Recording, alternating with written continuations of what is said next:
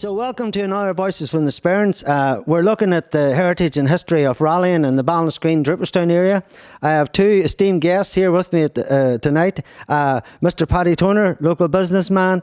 Camillus Bradley. Can you hear me over there, Camillus, all right? Yeah, you were looking at your watch here. Were you testing your heart rate or what?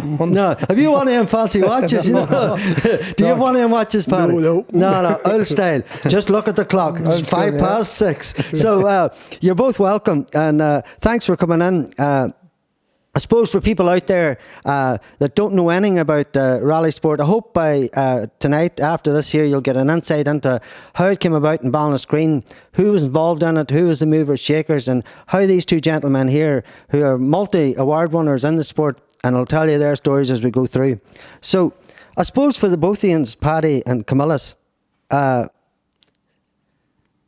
or Draperstown, for people out there, has a long history of rallying in the area. So I suppose, Paddy, you'll have from when you started, we'll go on as this goes on about asking about how you started and all, but just for the people out there, in this area, there's always been a lot of rallying, right? They say in this area, because we're in a wee vacuum surrounded by mountains, it can do strange stuff to us. So there's individuals do strange things, which probably I'd be put onto that category. And so can you tell us, Paddy, from your early days, who was floating about and how did you sort of, see it in the local area? Well, way back then, my first interest in rallying was the Circuit of Ireland used to go up Braca or down Braca, just a couple of fields from my home house. I didn't know that.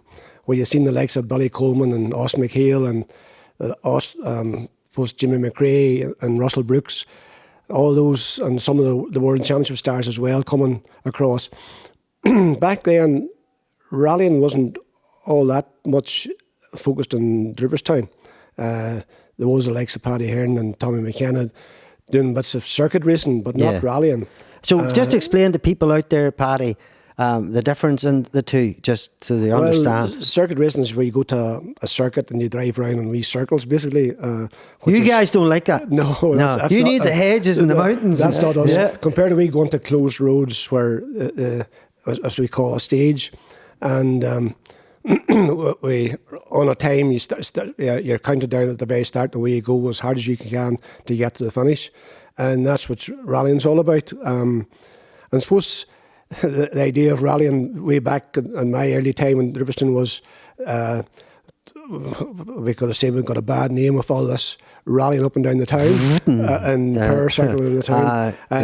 But but we just want to put this into context to people. There were different times back then, I suppose. Of course, yeah. There was no structure for rallying, but no. But out of that, there kind of power circling and wee squirts of power, did it create some people in that time? I'd say it certainly did. What we did do, myself and Camillus, I suppose, and quite a few of the other rally people from the Draperstown area, took it to the limit of going into actually rallying instead of up and down the town street, where there was no roundabout or nothing at the time. So, I'm not going to mention any names, but it used to be a race up a town street to see who could get over top of Tunnel Hill first. So, that was a part of our entertainment. Was that a kind of an apprenticeship? That was the learning process. And what age were you then when you looked out your window, Paddy? Watching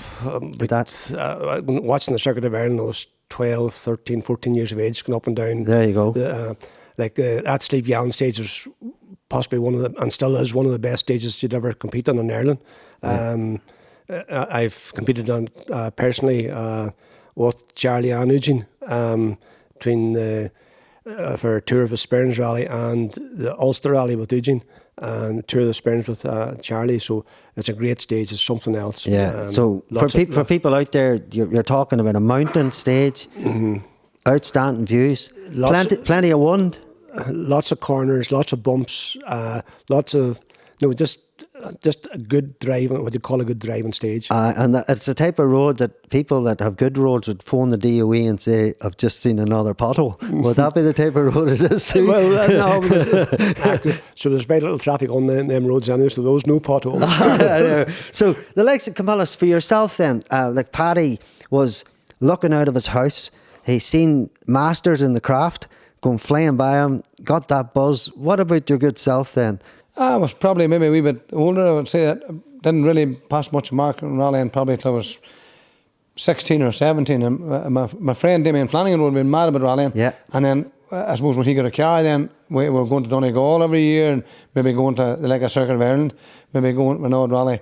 So that's really, I suppose, how it started. I still had no interest in rallying whatsoever at that stage. You didn't go up and down straw like Paddy says as well? That, no. No. How did I share my time with that too? But there you go. I knew. I was just thinking. I got to ask these guys. But I must say, once you would go rallying, that would be if there was more rallying, there would be none of that. Because what advice then would you give to, there's young people out there maybe listening to this and like, they're maybe going a bit fast at times or roundabouts or whatever it is. What advice would you give, Camillus, and Paddy will come to you too? What advice you give for that? Is there courses now young people can go on or learn? Or of course, there's surely there, like what you were at last week there. Yeah. Brilliant for young people. And that would 100% probably take that out of them. That would get, when they would be doing that would be, the wee footer and the bat around the town would feel like nothing, like useless. So really, if they would do some of them competitions, like I would think it would stop that a lot because they'll be getting that out of the system. And it would be much better and safer. Yeah. Safer. What about you, Paddy? What do you think in that? I will definitely know it's it's something that should be considered and encouraged, because it is actually a very good sport to be involved in. There's a lot of friendship, there's a lot of like camaraderie, and even seeing part of your own country, like from Donegal to Galway to Mayo to Cork and Kerry. Just you're seeing a lot of Ireland and post further afield if you want to go there.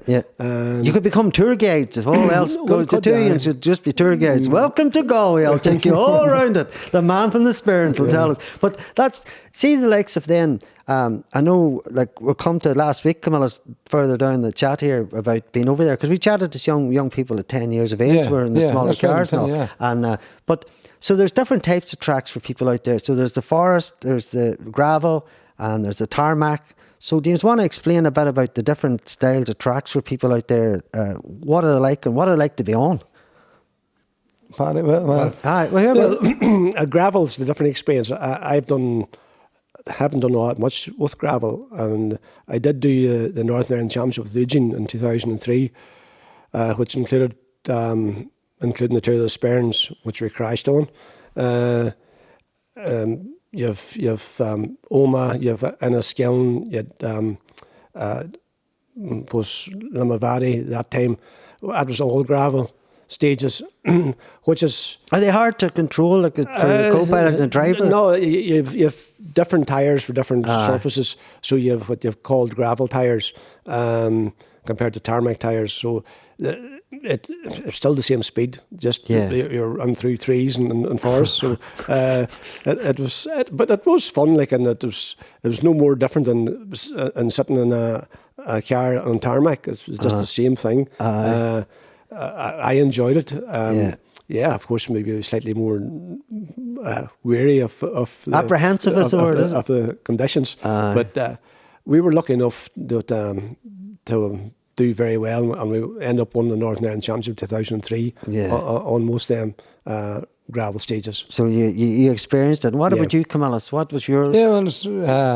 my starting off rallying was all gravel for the first probably I'd say 4 or 5 years. It was all gravel, no tarmac, and then we just slowly sort of started doing an old rally, and we actually, nearly my first tarmac rallies was even like very far away, maybe going to Killarney, or would have been maybe my second or third tarmac rally. Would have went to Killarney, maybe international there. Same as that. Gravel's very good. When you have the right tyres on for the gravel, like the car is equally as controllable as it is for tarmac. Some people would argue still that gravel, you can lose control in the gravel and pick it up again easier. For tarmac, something to say if you lose control, it can just, it's gone. Like, you just lose traction. Is that the friction of the tarmac? Yes. Where the gravel never really lets go like that. I suppose the condition, the surface is similar. We'll say at any time. Is the word broadside, is that the right word for? Yeah, well, for your sliding. But yeah, tarmac is very changeable. Like you could have brilliant grip here, and 50 yards later you can be in shiny tar with a wet or something with no grip. Yeah, that's interesting. And the likes of, I suppose, for that's another thing for any young people out there, that these professionals change their tyres in certain types of weather. So it's for people to know that the tyres you have in an ordinary car, they're not set up for I suppose, things like that. So I wanted to go into I'll go back now for, there's different cars going back. We have a few cars around here sitting, and Paddy will talk to you first about it. We're going back, like, I think I was saying to you, Camillus, and maybe you, Paddy, I think in 1933, I think was one of the first races. I don't know, it was done by, I can't remember where the man was from, but it was a Sunbeam. You were asking what type, Camillus, and I wasn't too sure. But here we are. Oh. This is back in 1933, is that right, gang? 1934. 1934, and where were we at? So this Grand Prix Sunbeam was the winner of the Spanish Grand Prix in 1924. But it was raced in 1934 in the Down Trophy race in Donaghadee by W.T. McCalla. And he won the race while achieving a new track record of 3 minutes and 15 seconds. Not as fast as me and Camillus last week, but we'll come to that after. That's quite slow, actually. Hurry up, lad. No, and just looking at that there, friends, like, that's what's going back in the day, like, and just think about this, the cars now and the safety, the response of them, and I suppose where we're at. But I suppose in a way, from what I've seen, there we go now, Paddy.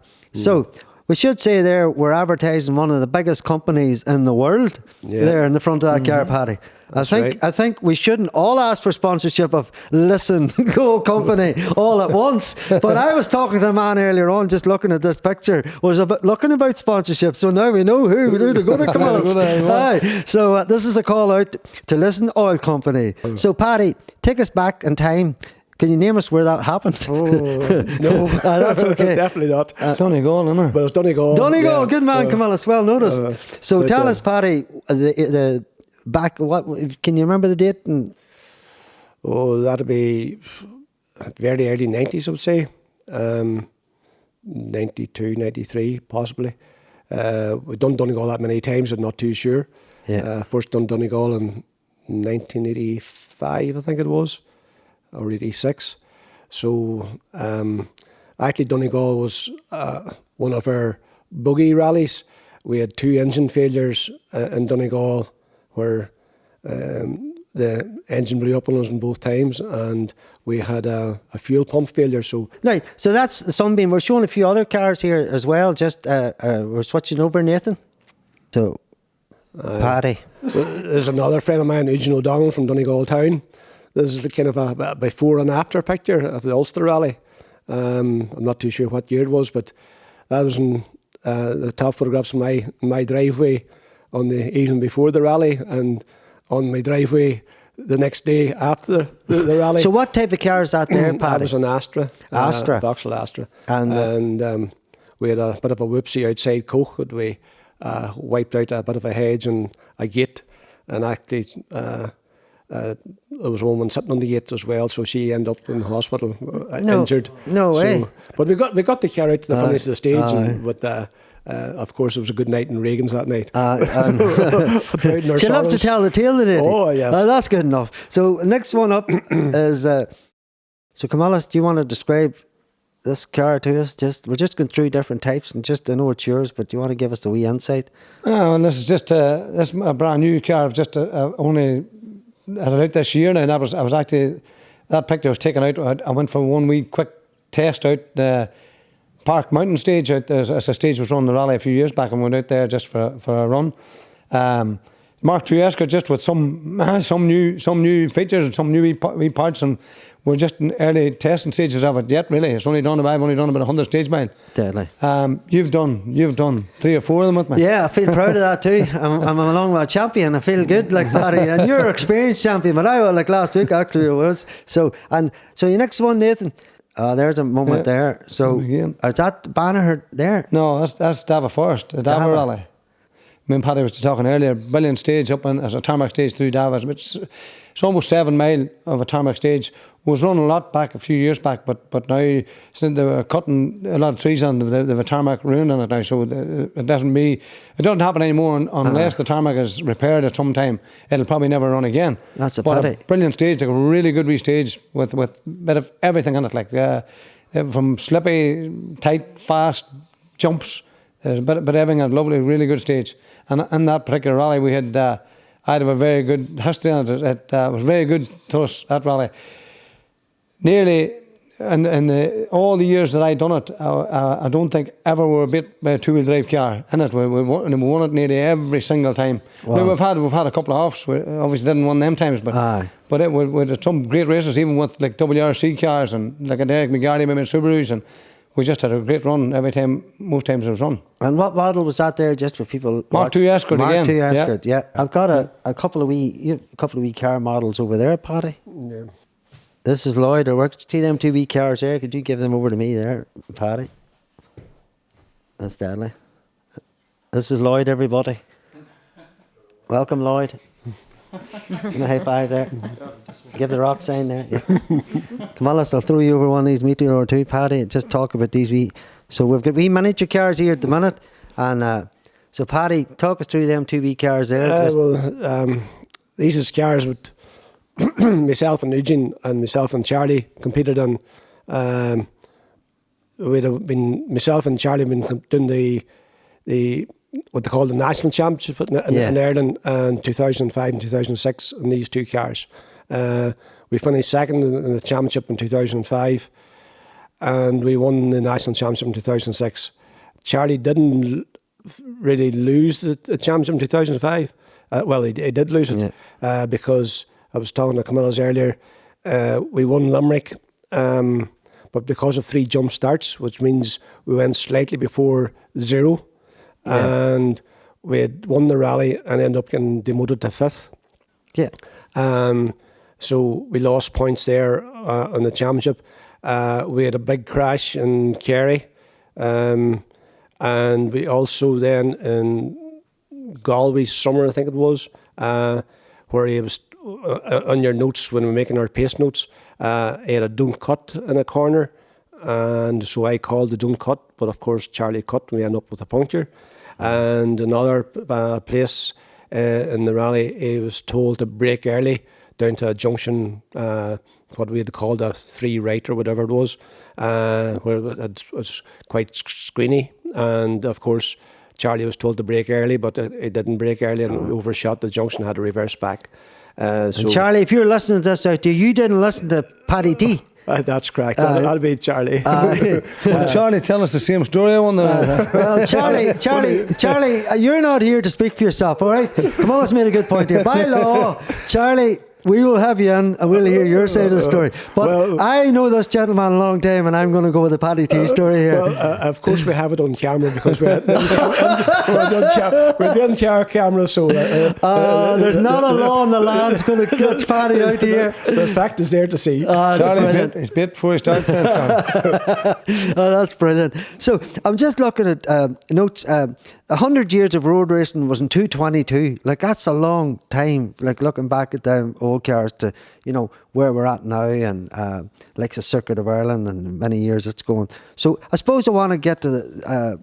we're at the start of the podcast now. I suppose this is where I'm at now. So so I'll start, Paddy, with you. I wanted to ask about, going back, your early hero, your inspiration. And you talked earlier on about your igniting, getting into, rallying through, looking out your house. So who was your how did you just slip into it, if that's all right to say? Well, post originally just starting watching it. You talk about heroes, you talk about the Irish hero would be Billy Coleman back then, or you talk about the English heroes was Russell Brooks and Colin McRae's father. They used to come here to rally too. They came here because it was part of the British Championship, the Circuit of Ireland. So those guys went over to do the Circuit of Ireland because of the British Championship. Back then, the Circuit of Ireland was a 5-day rally. Started on Friday morning in Belfast and went right through till down to as far as Killarney, spent Sunday in Killarney, right around Killarney. Did you follow it when you were younger, Paddy? I would have followed it, yes, down to Killarney and all, staying in tents and sleeping rough and drinking milk and magnesia and living on Lucas Aid and crisps. that was we had no money in our pockets like that, so it was. Who would have went down to you, Paddy? Who would have been there? Well, different ones, but Tony Bush would be known as. Is your cousin? He's married to cousin of yours, Anne. Yeah. And but Auntie Anne. Auntie Anne. There, you didn't know those sorts of cousins. Sorry, Anne, your auntie. Just to let the world know out there. But he'd been properly known as Tony Boyfried, his proper name, not Tony Bushwood. His father was Polish. So going to spectate with him down to Killarney and Donegal and Galway and whatever was the start of it. So that's how I got interested in rallying. Brilliant. And what about you, Camillus? Your early days, and how did you sort of slip into it as such? As I say, I wouldn't have been bigly interested to see it until I was about 16 or 17 probably, or 16 anyway. And then I would have gone, and the main way I probably got in was I started to save my time at mechanicking with Stephen McKenna over here. Yeah. Of Tullybrick? Tullybrick, yeah. Was a very good fella to me now at that time. So I went in there, worked on with Stephen for about over 2 years. But during that time, I suppose the main man about there would have been Greg McCormick, Charlie Beattie would have been about there getting bits of work done. And I just would have got slipped into that way. And then local fella, neighbour of mine, Charlie Phillips, had a garage in Antrim. And he actually had it was like, well, we thought it was a rally car. It was like half rally car, wee Opel Kadett. And he traded in or something. And then he had it for maybe 6 months or maybe more. And wasn't selling it. And then he was living up here with us to get a wee bit of work done. And between Stephen McKenna and Damien Flanagan, who run about me, the two of them, of course, talked me into buying it to do the tour of Sperrins, which Paddy and them was organising. There was you coming go. up maybe 2 months down the line. So that was it. I bought it and done a load of work till it then. Maybe I was telling you the other day. Yeah. Kevin Kerr here made a roll cage for us, we thought. And then when it come to the bit, it wouldn't pass. We had to take it back out again. Oh, no. We ended up finding a woman. Oh, she was just been married to a fella Murray from Magherafelt, and we found out that she had an old cadet somewhere lying rotten.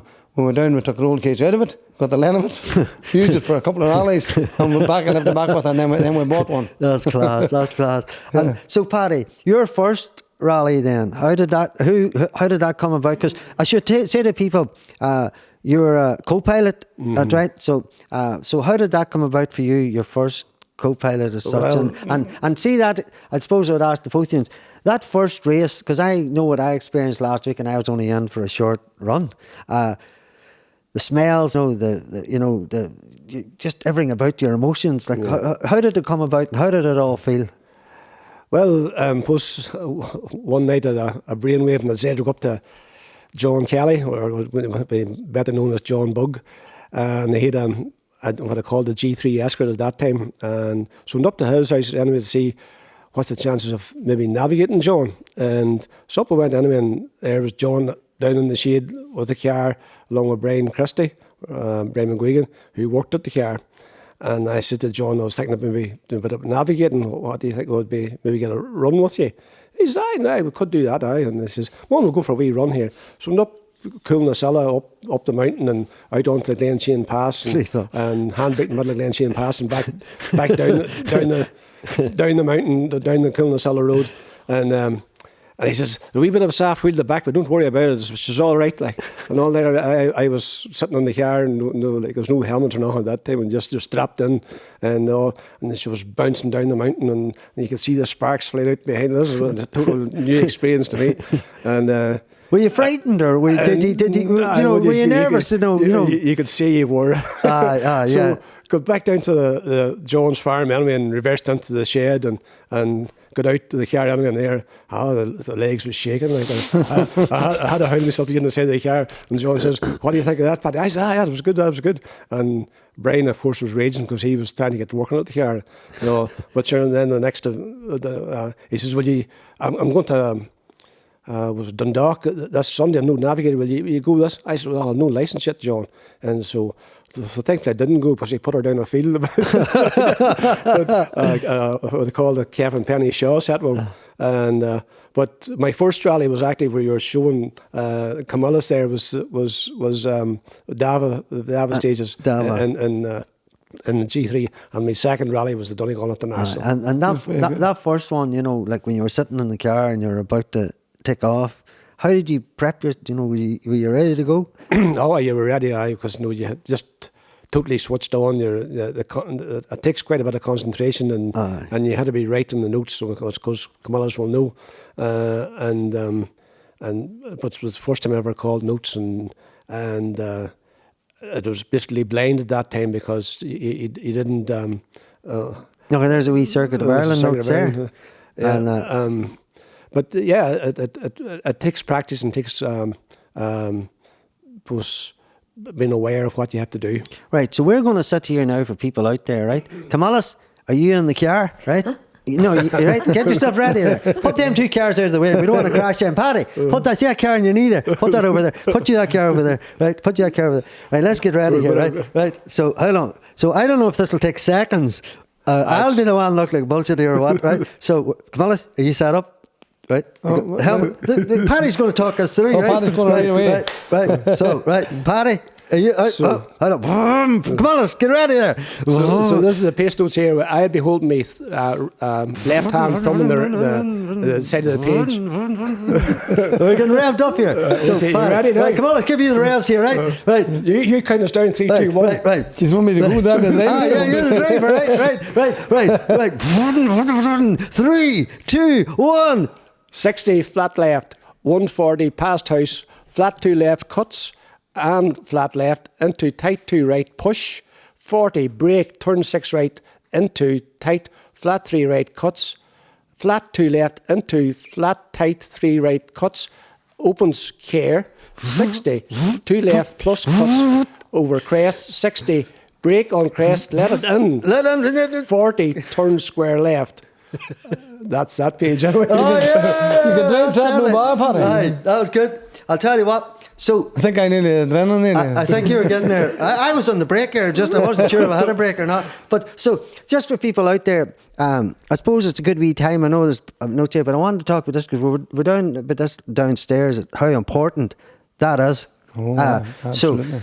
So there's 2 things people should know out there. Sometimes there's people go on the courses, they collect all that info and they take it to Paddy and Camillus, but there's also other times where people will go and they'll bicycle it themselves or they'll do whatever. Yeah. So we'll get 2 experiences here. I know you chatted about doing it yourself. So Paddy, what way did it work for you getting the notes? Or well, originally we had bought what they call Brian Patterson from Glengarmy would have made the notes for us or for everybody competing, and those was what they call number notes, and there's also descriptive notes. So there's slight, easy, fast, all your descriptive notes. But those there are actually made notes where Eugene would have drove over the stage, told me what to write down on a rougher book, and then I had to transfer it onto that book that night. So the first, what we'll call a pass over the stage, he'd been telling me what to write down, and I'd written it down. Second pass, then I'd been calling it back out to him, and then would make slight adjustments to it. And then the third pass over the stage, that'd be our final run over the stage to make sure the notes was right for the rally. So that's the only 3 times. We only supposed to be allowed to go over the stage 3 times. Yeah. Other competitors cheated slightly and would have been over 4 or 5 times, whatever. You competitors out there that done that, we know who you are. Paddy and Camillus, don't we, Paddy? Oh, we definitely don't be saying any names like downstairs. We know who they are. And for sponsorship purposes, we'll not say your name out there because you know. But then where I have highlighted there. On that page where brake, that's for me to be aware, or you see where the flat right to flat left over crest or left over crest. Yeah, that's 2 corners basically beside other. So you call them together, and then you'd be calling the 100 flat crest into crest and get to flat left. So all those where on the line would be you're calling that together, and then where you want a break, that's really highlighted because you want a break. You need a break. That's definitely the break. So, and then you see where the 40 on the muck and the blue writing, that had been what they called their chase crew, would have been over the stage before the rally started to check if there's any difference from when we made the notes till the morning of the rally. Because it could be written the night before any Paddy, is that right? Yeah. So we had to get that information through to say that there's now muck in that corner, so to be just a bit more cautious of the corner. So there's a lot of teamwork and trust, Paddy. Well, a lot of trust, isn't there? Trust was very much so. Yeah. Because so basically the way I looked at it as a navigator, I don't know how Camillus thinks about it. The way I looked at it as a navigator, I really had to have a driving head on my head to call these notes when I would want to hear them. There's two people with steering wheels in the car. This is because if I call that note too early, the person's concentration of listening to notes may not keep it, or if I call it too late, well, you're over the hedge. Yeah, the note has to be every note has to be the right time. It's pure time, and it's a collective thing of because of those lines and all, and we're making the notes and all. When you see, as a navigator, you have to understand yourself of those things, same as anything you do, of when you're supposed to do it and when you're not supposed to do it, and be sharp. And as I say, I would be holding my thumb on the left-hand side of the book there, and as I call each line, and my thumb would be sliding down, and you see at the bottom there... It's nearly like a braille just going down, yeah. And the bottom there, the 40 long, 5 left double tightens, that's the first line of the next page. So when I turn that page over, the same thing will be there. I know that I'm on the right page. So it's simplistic, but it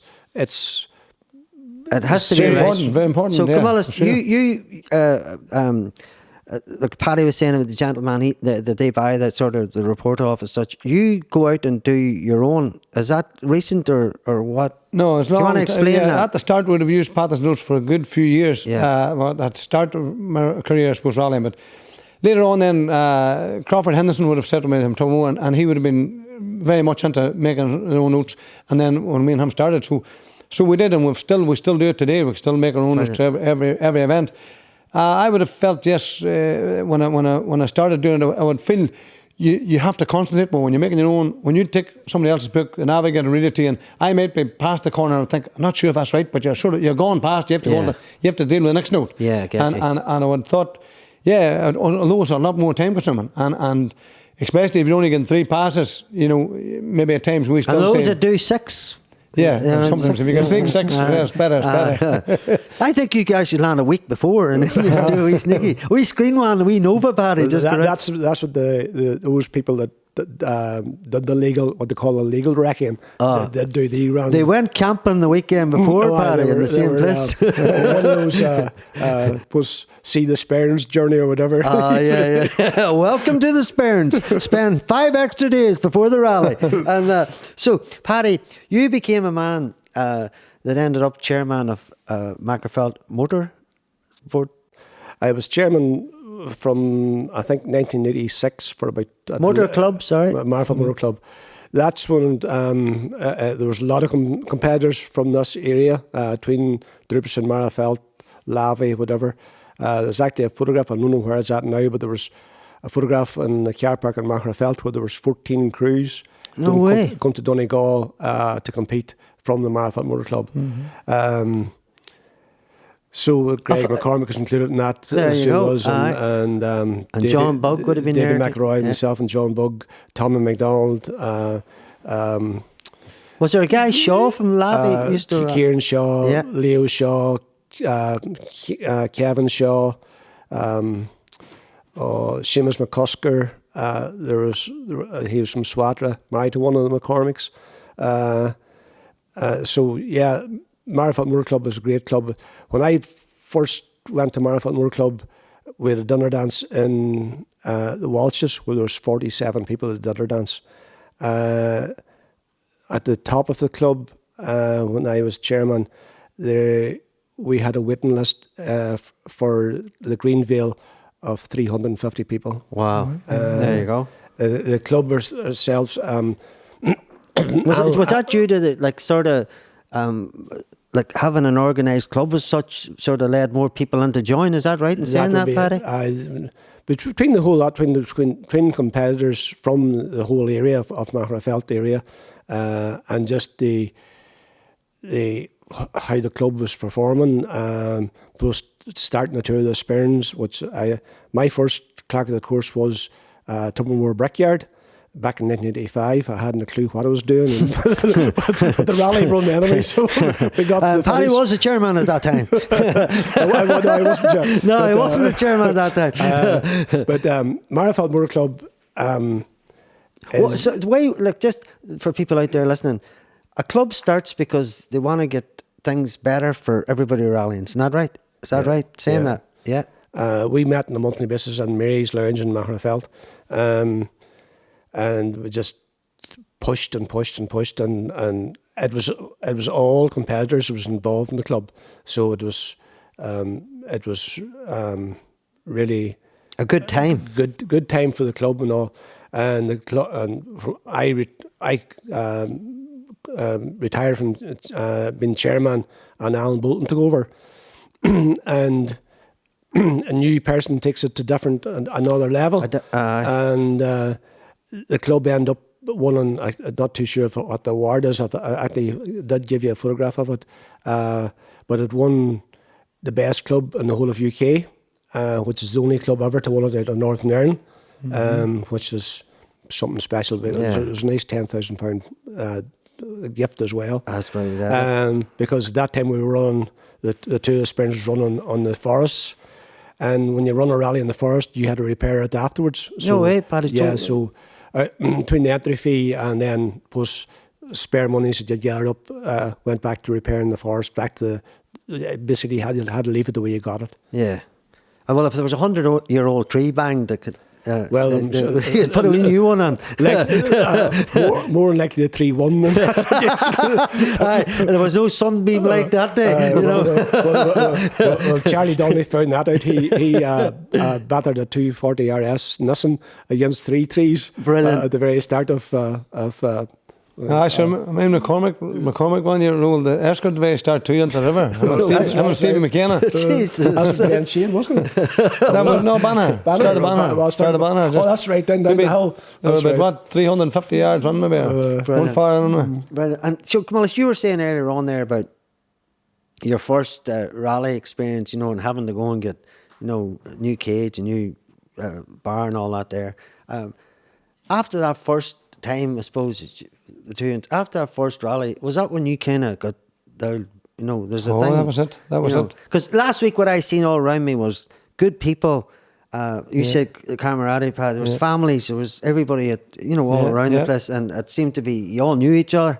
And a man I actually interviewed, his axle fell out, he came over to you at the end. It looked as if I'd set it up. I don't know if you're aware of that. Oh, your man from Donegal had come over. Oh, yes. I interviewed him earlier on. I said, your car's looking well. I cursed the man, Paddy. The bloody aspect fell out, Paddy. I swear. Do you remember, Camillus, he came over to you? And I says, we have it now. I says, Camillus will sort you.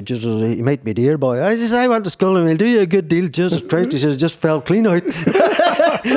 And you thought I'd set it up, Paddy, but I hadn't set it up at all. And so for the likes of, I suppose, going back now, you mentioned Paddy, like you've had a few different, Eugene Donnelly, and you've had Tommy, but we'll go back to Tommy, because Tommy would have been, I suppose, your first kind of mate that you've done a few rallies with. Mm-hmm. Same if Camillus talked about Damien Flanagan, another man probably like yourself in the early days. So tell us about the sunbeam days, and I suppose what people need to know out there, these cars just don't appear in thin air. There's a lot of money you guys have to put on, and trying to get over the line. So another thing I wanted to say, right, and I'm going to say this, the two Stangos you guys have are the best looking moustaches. Like, there's people pay money to get moustaches like that now, Paddy. And you have still a great moustache. So was it an era of moustaches and rally driving? It might have been, I'm not too sure. I don't know if the guys within us could pull up a few of our rally drivers to see back in them days was the moustaches about. So what kind of speed would a car like that have been going in them days, Paddy? And what would it have took to prep it for the race?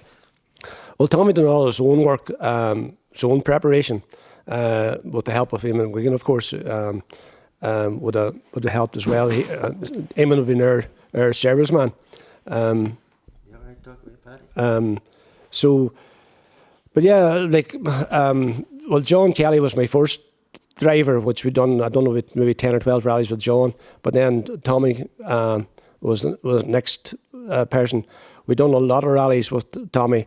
We actually done 56 international rallies with myself and Tommy. The first 5 was in the 2-litre Escort, and the next 51, I suppose, was in the Sunbeam. Wow. We won our first class in the championship, the Tarmac Championship, in the Escort, and then we won 4 classes in the Tarmac Championship in the Sunbeam. We then missed a year because Tommy was in the Labour ward with one of his daughters being born when we missed Killarney. So we only finished second in the championship that year, and then we won the championship the following year again. So myself and Tommy, we won 6 Tarmac championships. Wow. 5 of them in the Sunbeam, 1 in the Escort. And out of the 56 rallies, myself and Tommy done in the international, we only non-finished in 5, which 3 of them was in Donegal. One of them was in Killarney, which Camillus was actually behind us. I'll say. I heard about you downstairs and your rallying. We broke a half shaft in Donegal, and then in Galway, I think it's actually the last rally myself and Tommy done. We rolled around to afield, and that was the end of that rally. That was the last of the world tour. The last of the tour of Ireland. And what about that Sunbeam? Has Tommy still got it? Tommy ended up selling it till Eamon, who was our service crew. Eamon took it for a while and rebuilt it into an Escort shell then, which he still has. As far as it was the same engine or not, I'm not too sure. That's a deadly. More likely not. But and there's Eamon's son's now competing as well in another Escort. And if would you find that, like Paddy, you're saying there, would you find this, Camillus, that there's generations of people just that, like your own son, George, is rallying now? Is it a thing that passes down? You know, you're saying, have you seen families like Paddy still there or thereabouts? Very much so. Like you could actually go into the heights of Irish rallying, where Ray Breen won the 2005 championship with us.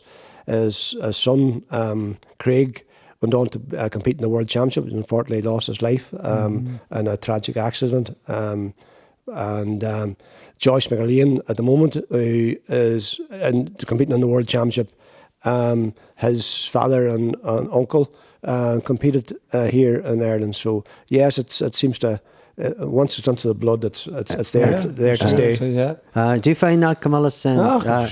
For sure. Like you talked about people there, like with Charlie Beatty and people like that. Are they the people that sort of? Yeah, for sure. The people that got me into it, for sure. But I would say, yes, you asked that question actually earlier about how did you get started or going. Yeah. Like when I bought the car to do that Tour of Sperrins local rally, just thought it'd be fun to do. I had no intention of doing another rally. None. I was buying that car, do that rally, and move on. But once I done probably the first mile, that was it. Like it's a fierce adrenaline in the car, and it's just like something. It's hard to get anything else in life to match the when the thing's going well, how good it is, like, and the adrenaline and how good you feel. Like, does it, like, I know I talked to both of you, and does it release the pressure gauge? Is it saying? You said, Paddy, to you said to me one time, it's like the pressure gauge. You know, it's like a former. Well, you were a busy man in the old days. You know, all the different shops you had to run in your young family. All these things going on, and yet, you know, did you feel it was like a? It was just a switch off from one. Supposed to say pressure, but we never actually thought of it as pressure. It was just a thing you had to do every day. But yes, it was just a release valve to go and. Some people go and play golf and stuff like that, but you guys take it. You know, that's your thing. No matter what would be in your head before the rally, look, when the stage starts, it has to go. Like, there's no room for anything else. Like, you have to be 100%. That's it. No matter navigating or whatever. Like another thing I was going to touch earlier almost. A lot of people maybe look, and you look at people winning rallies or doing things there, and you would say, you know, you'd hear the driver's name. Like a navigator, 100%, the navigator is equally as important as the driver. Always. Because look, without a navigator for any part of a stage, like your pace completely. Your pace, the driver's pace is totally dependent on the navigator all the time. There you go. So Paddy, you're one of the good ones. You have a lot of success. You were good at it, and I think I suppose it's like anything else. The more experience you get out of Camillus and Paddy, the better. The more. I suppose the more driver will listen to you because you've got all that. They say it takes 1,000 gigs to be really good on stage. Playing. So you guys like maybe the same. It takes a long time. But the likes of. I suppose in this area and like Camillus, you were saying there, like yourself and Paddy, you were saying about people going on, and your son rallies. Like how did Josh? Does he just start round the yard, or what way does it go? Or Dad, I'm going to rally, or for people out there maybe listening, they have a father that rallies, or uncle, or whatever it may be. He just would have been about the garage, and I suppose all the cars about. And then he'd been going from he was very young age. He'd been going to rallies with me, maybe either going with a service crew or going to watch a rally, and just there's nothing else in his life. That's just a wee bit of rallying or cars. And he would have had an old car, but up from he was fit to sit in the seat and steer. He'd have been rallying up and in the lane on the back lane on the in an old car. There's nothing else for him. He he absolutely loves that wee bit. Brilliant. And I see the likes of like you mentioned a couple of times, Paddy, and I suppose for people out there listening.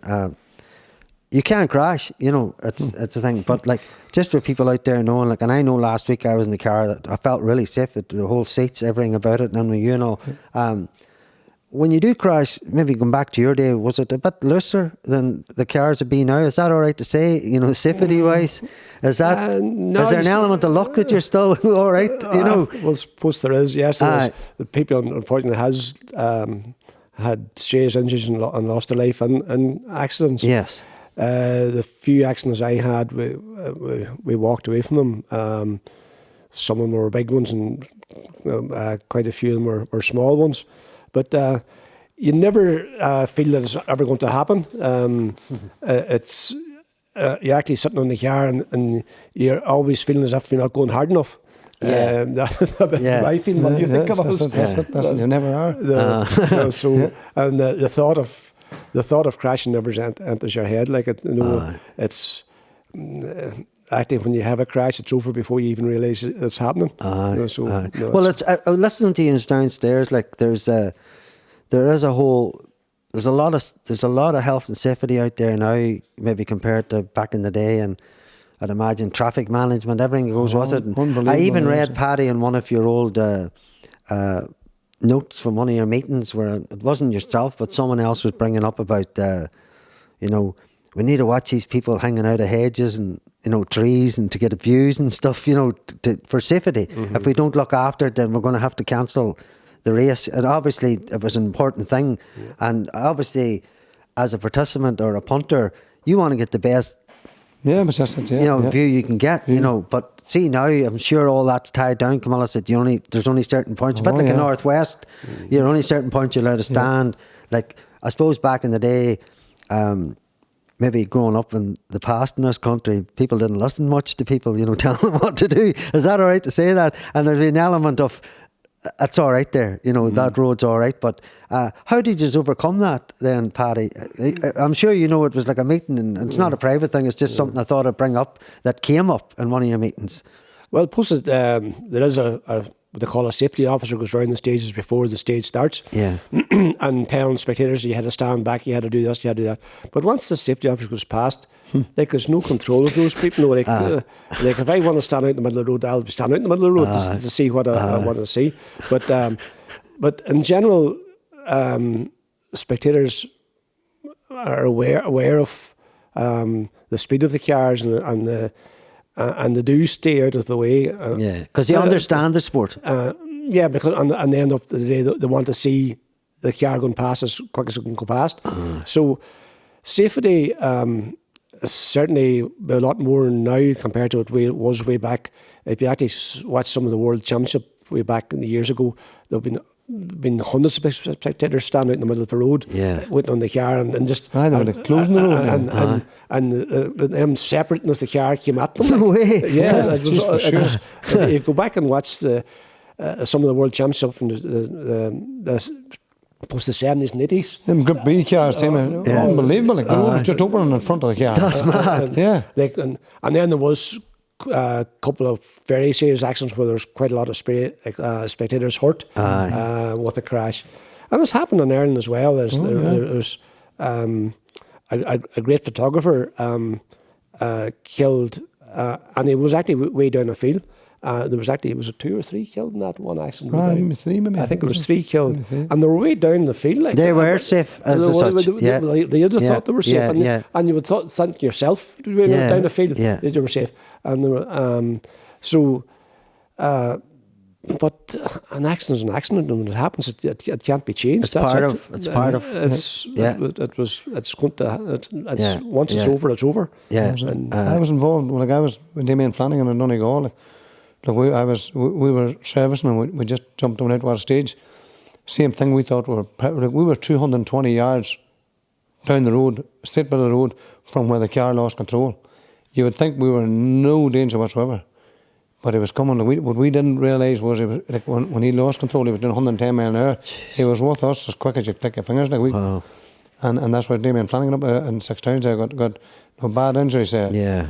But very lucky, could have been killed dead. But it certainly would make me think. Ever since, see, I suppose over the years, 2 cars have got a lot quicker, faster, better tyres, better brakes, better engines, better everything, and the speed is always getting greater. But they do, but it's much better now than it was years ago, where the organisers have to have things in place, or they won't let them run the rally to keep spectators. They'll maybe, if it's a dangerous stage, they'll not allow spectators into it, or not allow them into certain areas. Get you. And I suppose people are just people. We're only people, and like what you've said there, it's really important for anybody listening to listen to the people that whoever's running the rallies, listen to them, go wherever. Well, that just leads me into, because I wanted to chat about the likes of yourself. So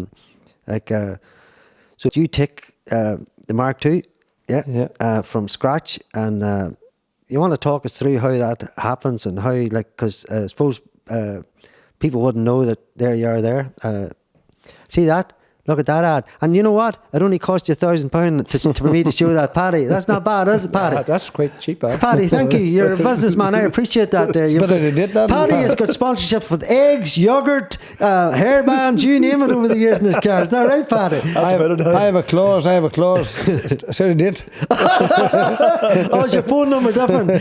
Take that lady away in the corner there smiling to phone her. Get rid of that. So I know it's out of date, but I thought I would just show it. So there's that's your older car, the first one you built, not that car in 03, that car went in 03. So I suppose we'll talk after, I suppose, the tunes of its sponsorship and stuff. But tell people out there a wee bit about your business and how you come about, because I was fascinated by it. We've got footage and we're going to show it, not maybe now, but down the line. Was down Derek McGeekin's as well, Paddy, and it got bits of footage, and just to put a wee thing out at the end. So tell the people out there how you came about mastering the craft.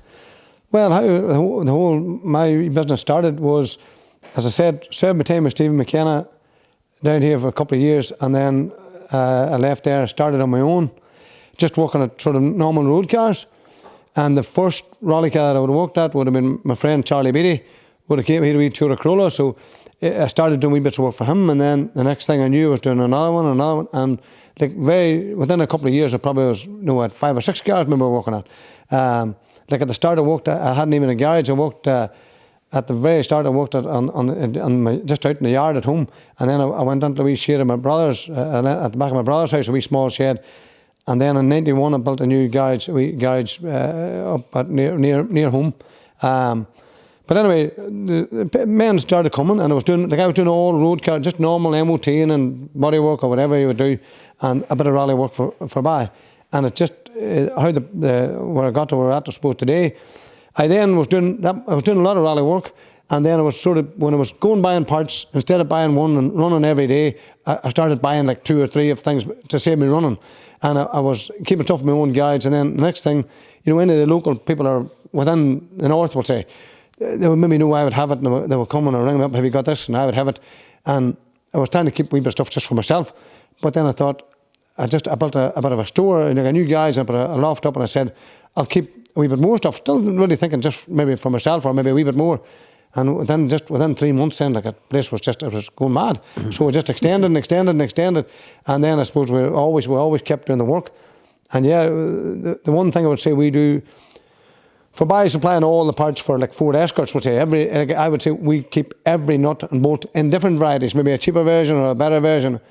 But for buy that in, and we've always done, like we do every aspect of the work. So if we took in a stand the car, like we'd strip it, we blast the paint off it ourselves, we do all the welding, we paint it, we wire it, we build the engine if we need to, we build the gearbox, we build the axle, we do and we set it, and we do all the suspension setup, so it doesn't, nobody else touches that car till it goes to stage. Like it's all done in house, which I don't know if anybody else really does as much of the one. It's like a one-stop shop. Yeah, really, and then we keep again, I don't think of anybody in the world for this type of motorsport that would keep the same variety, like every nut and bolt. Like if somebody comes in tomorrow morning and asks me for something new, like I don't have, if I get it, like I'll get a dozen, or I'll get whatever. Yeah. That's really good. And like I know that when I was up one time, you serviced our splinter van. Yeah. That you were talking about. That you've actually started to make some parts yourself, is that right? Oh, for years there would be bits and pieces we'd have made, for our own redesign of something, And then on that new car there, we've made a lot of new panels. We've made all the suspensions all completely made. The front suspension's completely made, brand new. Is that the car we broke the record in? That one? That's the one. That's her. So on there, what's well, Josh actually beat her best time. No, he didn't. On the last stage. No, he didn't with Nathan. He didn't, because I checked the notes. No way, I checked the notes. Threw them up there. 151. That's it. So for people out, and I suppose too for anyone out there, because this is something that we haven't talked about, like for yourself. So I'm going to imagine, you know the way sometimes you get a 99 Paddy, and then if I went, 99 Paddy, do you want a flake Paddy? Do you want the juice? No, so I've got a top 99 Paddy, right? You know what I mean? I've got a top one. So Camillus, speak to us about how much, it sort of, for someone, if they were buying like a standard one, or is there such a thing, or is there just, this is this car, this is how much it'll cost you? Do you mean in rally form or? Aye, really, as much as you want, Ken. You can build really what you want. You can build, but I suppose in today's market, if you wanted a Mark II Escort, would say competitive in any class. No, even you were a 1600 or a 2 litre, in any class. If you wanted to build a reasonably good car that's not going to be breaking down every day, like you're going to have to spend at least probably 60,000-70,000 to build. If you're building a new one, new one. Yeah. And right up to 150 probably or more, depending. There's maybe people spend more. But and when somebody, and what people need to know out there, our friend, is that it's just not the car you're buying. You have to buy tyres and all, imagine, too, Paddy. It's a lot different now than it was when I started rallying or Paddy. It was like when I had my first just get in the car and just. Yeah, but the first car, like the time I was rallying for the first 2 or 3 years, it would have been real budget stuff. Like it was budget. Like I was working the car out in the yard at home. I hadn't even, for years, I hadn't even a shed. I come home and put up an axle stands on gravel. And I'd been doing welding at every rally. There'd been an arm pulling out of it somewhere on the floor cracked down. You were like the Rocky version of building a car. But everybody would have been the same. Like my car would have been, I would have always been, because I worked at it myself, it would have been always in brave good shape. There would have been people that didn't work themselves, wouldn't have had the same chance of having it as good. Like. What way did it work then, I suppose, Paddy, for yourselves, for garage work and stuff in your car, for you and Thomas, say? As I said earlier, Tommy done all his own work. There you go. Had a big shed out the back of the house and up the Magherafelt Road there, and that wee sunbeam would have been stripped down every winter down to the bare shell. No way. And we'd re-welded any bits was starting to break away and whatever. Wee bumps and grinds. And the whole thing had been re-sprayed underneath and tidied up, and Tommy would have done that every night himself, and then rebuilt her, because the first rally would be the first weekend in February in Galway. And so that car had been stripped completely from the last rally we've been doing. Would have been the Killarney, which is not Killarney, Cork, which is the last weekend, first weekend in October. So the first weekend in October would have been the last rally of the Tarmac Championship, and Galway would be the first. And first week in February. So Tommy would have stripped that sunbeam down to a bare shell, checked everything and rebuilt everything back to ready to go again for the first weekend in February. It seems to sound like a thing that you guys can all do out there, and I'm sure there's sheds out there. Like we spoke earlier on, I think, Camillus, you were telling me, there's plenty of people out there, like they're listening to you two guys, and they're probably getting inspired, right? But the thing is, they've got a Mk2 in the shed, and I'm nearly there. I need to get this done to it, or they've got a Sunbeam, and I need to get this done. And what advice would you give to people like that out there? Save up more money, lad, and fucking get it finished, or what? Because you know what I mean with the people out there that they mightn't, have the full money to go out rallying. They mightn't, but they have a dream. They have a car. It's getting fixed, Paddy, as you say. They can't maybe strip it down, but they're doing it up themselves. What advice would you give? Only best advice would be probably one thing: work every hour you possibly have. Whether it's it's the only way. If you were going to think of go rallying, you'll definitely, unless you have a wealthy background, you'll be working every hour God sends you really to make ends meet. Yeah, and see, for the likes of that there, I suppose people listening, I'm looking at the cars and like that they're sitting about here and all, and I'm seeing sponsorship, So I'm going to pull you right back to the early days, because Paddy, you were in hospitality and all. Maybe you could get. I've seen some of your cars with yogurt on it and coal and and hairspray probably and. I missed you, Paddy. I missed you. You should have been up to Paddy like that. I'll do half a pound of spuds. There you go, O'Reilly spuds. And Paddy go, lad, if you want to drop your spuds in any of my establishments, am I right? There you go. That's looking how you do, Mark. And so I'll go back to the early days, Paddy, for yourself, and obviously now sponsorship, it's harder to come by, and it's harder to there's that many things out there, and it's online now with sponsorship that it's hard to get maybe, like, I know that I was down and was talking to Derek McGeegan, and he talked about sometimes companies would sponsor one of the cars, maybe an insurance company, Paddy, or somebody, and one of their drivers or whatever will come, or whatever way it works. Like, that's big time people, insurance people. So let's go back, Paddy, to the early, was it Mona yogurts? Mona yogurt, yeah. They were, Paddy, I should say, they were gorgeous, right? They're still there, Paddy? I don't think so. Spelga yogurts now. Mona yogurt actually came from Monaghan Dairies.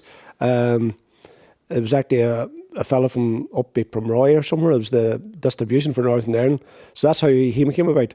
Listen, Coal Company, sure, look at the big we've made them. Paddy, can I just say, you have made them a £1 billion company overnight. Yeah, very much so. And Supermax in Galway, sure. Paddy, you're ahead of the burger game too. So hang on, look at this, Murray. I know a man looking sponsorship at the moment, right? I'm not going to tell you at the very end who he is, right? Right. So Supermax, we can work for you. 5-gear stick. We are the fastest burger deliverer in town. Are we not, Paddy? You didn't even know it. One of the first employees of Supermax came from Cahor. Mr. Murray. Frankie Murray. Thank you, Frankie Murray. You're the man we're going to ask for the sponsorship. Camillus, are we getting there?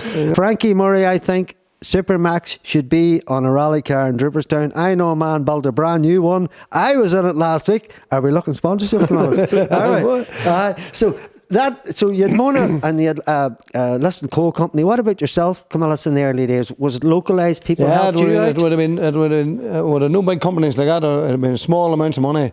But without them, again, at the start, I would have had local people, I would have had main sponsors we had for a good few years, would have been Lawrence O'Kane here in Draperstown, and Vivian McSorley, 6 towns there. I would have had the Jolly Friar Cafe for a few years. Jolly Friar. There you are. Hey, did you who ordered, Nathan? You were down the Jolly Friar earlier on. And the food is absolutely gorgeous. Don't say a word. And so, Camillus, so you were saying there, small sponsorship. Was that the likes of maybe supplying you with a vehicle or a van or what? Well, yeah. One of them was Vivian McSorley would have been very good. In fact, it was give us a few pounds sponsorship. Brilliant. But also I had no van, hadn't even a trailer. We'd have been driving the car at any of the events we were going to. Vivian would have been lending us van every a Friday evening. We would have gone and left the van empty. It would have been full, emptying the van out, putting all my rally wheels, whatever we had, into the van. And even later on, maybe a tiller on the van. But a lot of rallies later on, we drove to them. And then we had the van, Saturday evening, van emptied, back out for Vivian on Monday morning again, which was brilliant. Without it, we couldn't have done. Brilliant. And if you, you mentioned Lawrence as well. I know, Yeah. and you said there at the very start of it, small donations. Lawrence is a big company now. And Paddy, and Vivian, listen, and oil. Vivian. Could this man go back to Lawrence again, do you think? Back to both. Definitely, yeah. I Very think so. shortly. Very shortly. Look at Paddy done for Supermax. I'm Look coming. at Paddy done for Listen Oil. I'm coming soon, boys. We'll not say how much, but we're coming soon. I think it would look class, I don't know who I made in the back of your... Sorry, I must also say main sponsor maybe would have to have been Phillips of Antrim. My friend and neighbour Charlie Phillips would have bought the car off. Brilliant. Were very good to me for the good of the years. And even Phillips in Lisburn. His brother was Volkswagen in Lisburn. Charlie was Peugeot Antrim. So them And two do they boys still were have very the good. do they still have the garages there? Well, Charlie doesn't. He's farming. Aye. Graham still has the Volkswagen garage in Lisburn. So Graham, we've just Massive plugged your business there, Camillus. yeah. That's another man we're Yeah, going to be well, on. man. Paddy. Anybody else you want to plug, Paddy? I'm not too sure, no. Well, no, but was there other companies maybe helped you along the way? Just good to. I suppose likely there was. I'm not too sure of them now. Aye. But there was. But sure, it was only. It was. Sometimes there was buttons like it. Aye. I know it would have bought maybe 2 tires or Aye. aye. But at that time too, like 2 sets of tires had done a full rally compared to at the finish there with myself and Eugene or myself and Charlie, the tires have been changed after every 3 stages. Wow. Because we were getting sponsorship from, we got the tires from Cumo. And again, post Eugene Donnelly made Cumo tires to what they are today. Basically, between Cumo, we got the tires for nothing from Cumo. And there had been somebody there from Cumo to check our testing, and I know they tested the tyres as well. Did they become famous tires, Paddy? Then they'd have been right up there now with the Pirellis and the whatever now. But yeah, at the start they were a nothing tyre, they were. So basically, 2 Ballinascreen men made them world famous. There's another one, Camillus. There's all happening here, lad. And I suppose that's something that, just to go into that there, we were talking there about tuppences, and then you're talking about Eugene Donnelly and the World Rally, the bigger cars. The big sponsors then, do they come in then, Paddy? And is that everything looked after? Do they have their own, like Camillus' son-in-law looked after the cars last week, and different people, do you have your own garage crew that comes in there? That's where Mk2 Motorsport would have come in. Derek and Alan would have. Do you want to tell a wee bit about Derek and Alan? I know I was out and I've got footage coming up, just so people understand what they do too. Well, Derek and Alan was their main, or all their full business is rally car preparation, and which would be both the top cars, and they still work at they still call Mk2 Escorts as top cars as well, because you look at the results all the time, you'll still see Mk2s going into the top 10 in any rally. Yeah.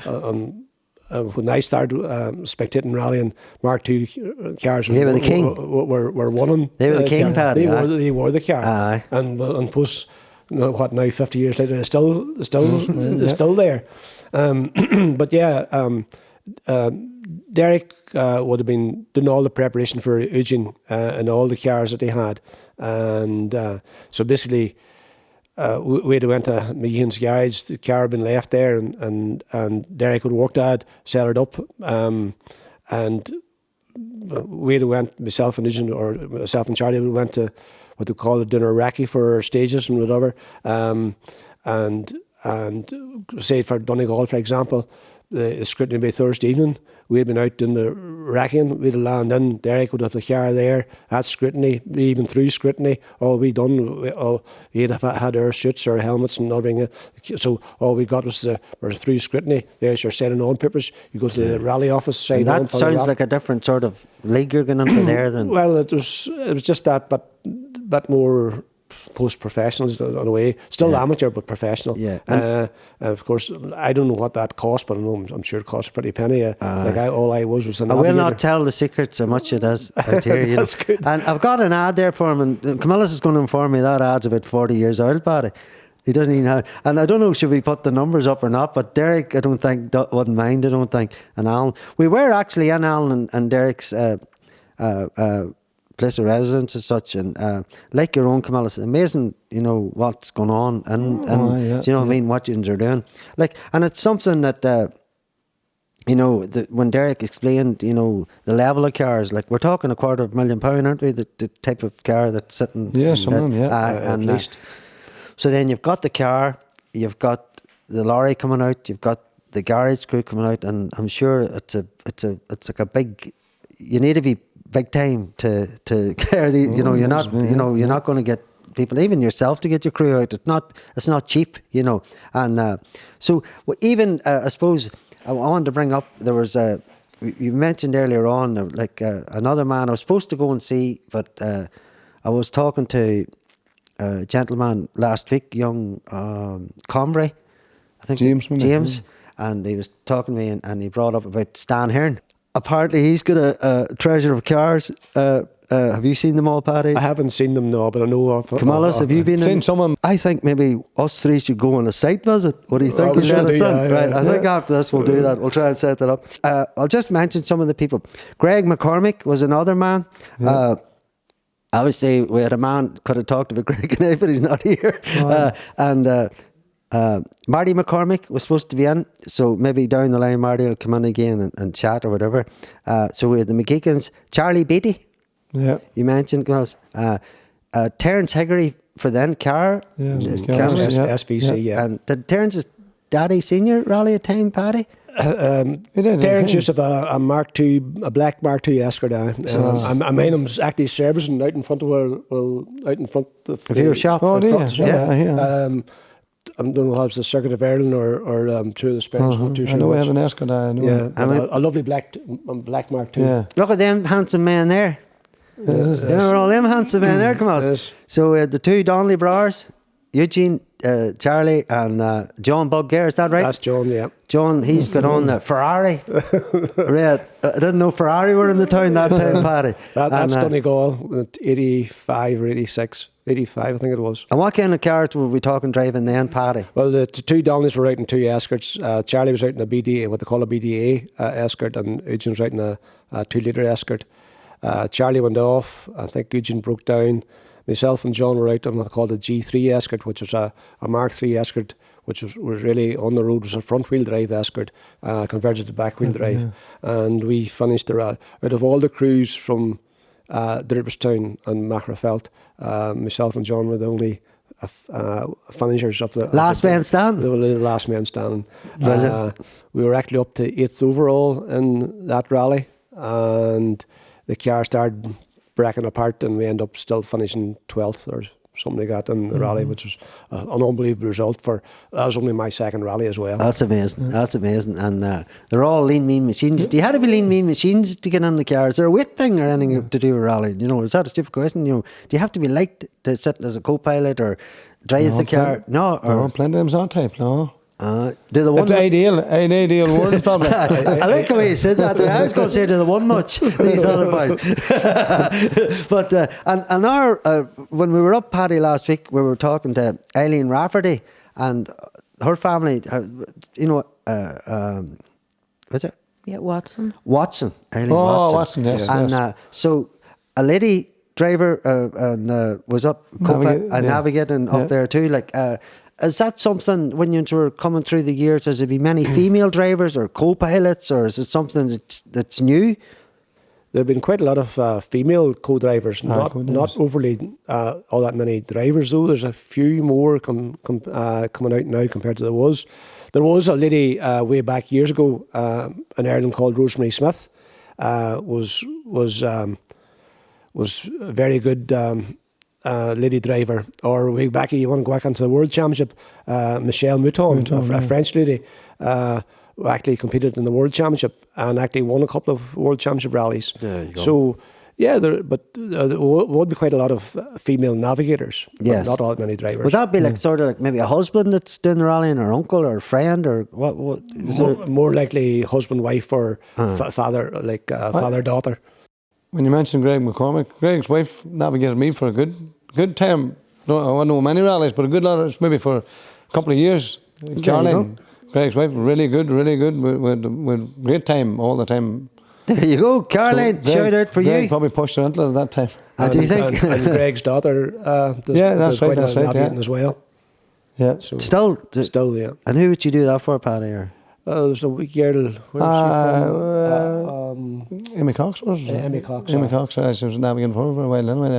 Deadly. And so there's another fella I looked up. I don't know maybe if you've come across him or not. I'm trying to figure out if it's the one I'm thinking of. So Connor Edwards is a photographer. So Connor Edwards, is he? I looked up, but would he been the son of Dick Edwards? Dickie Edwards, yeah. So Connor, have you met Connor along the way? Yeah. So you want to explain? So people out there listening, Connor Edwards, his dad, Dickie Edwards, was the bank manager. Is that right, Paddy? Bank of Ireland, yeah. Bank of Ireland. Did they give any sponsorship? No. The Bank of Ireland. Not to us, anyway. Seriously, you didn't give any sponsorship. I mean, you were taking every bob of everybody in the town for hay bales, for fields, for tractors, for cars, for wheels, for food, and they wouldn't give a bob back.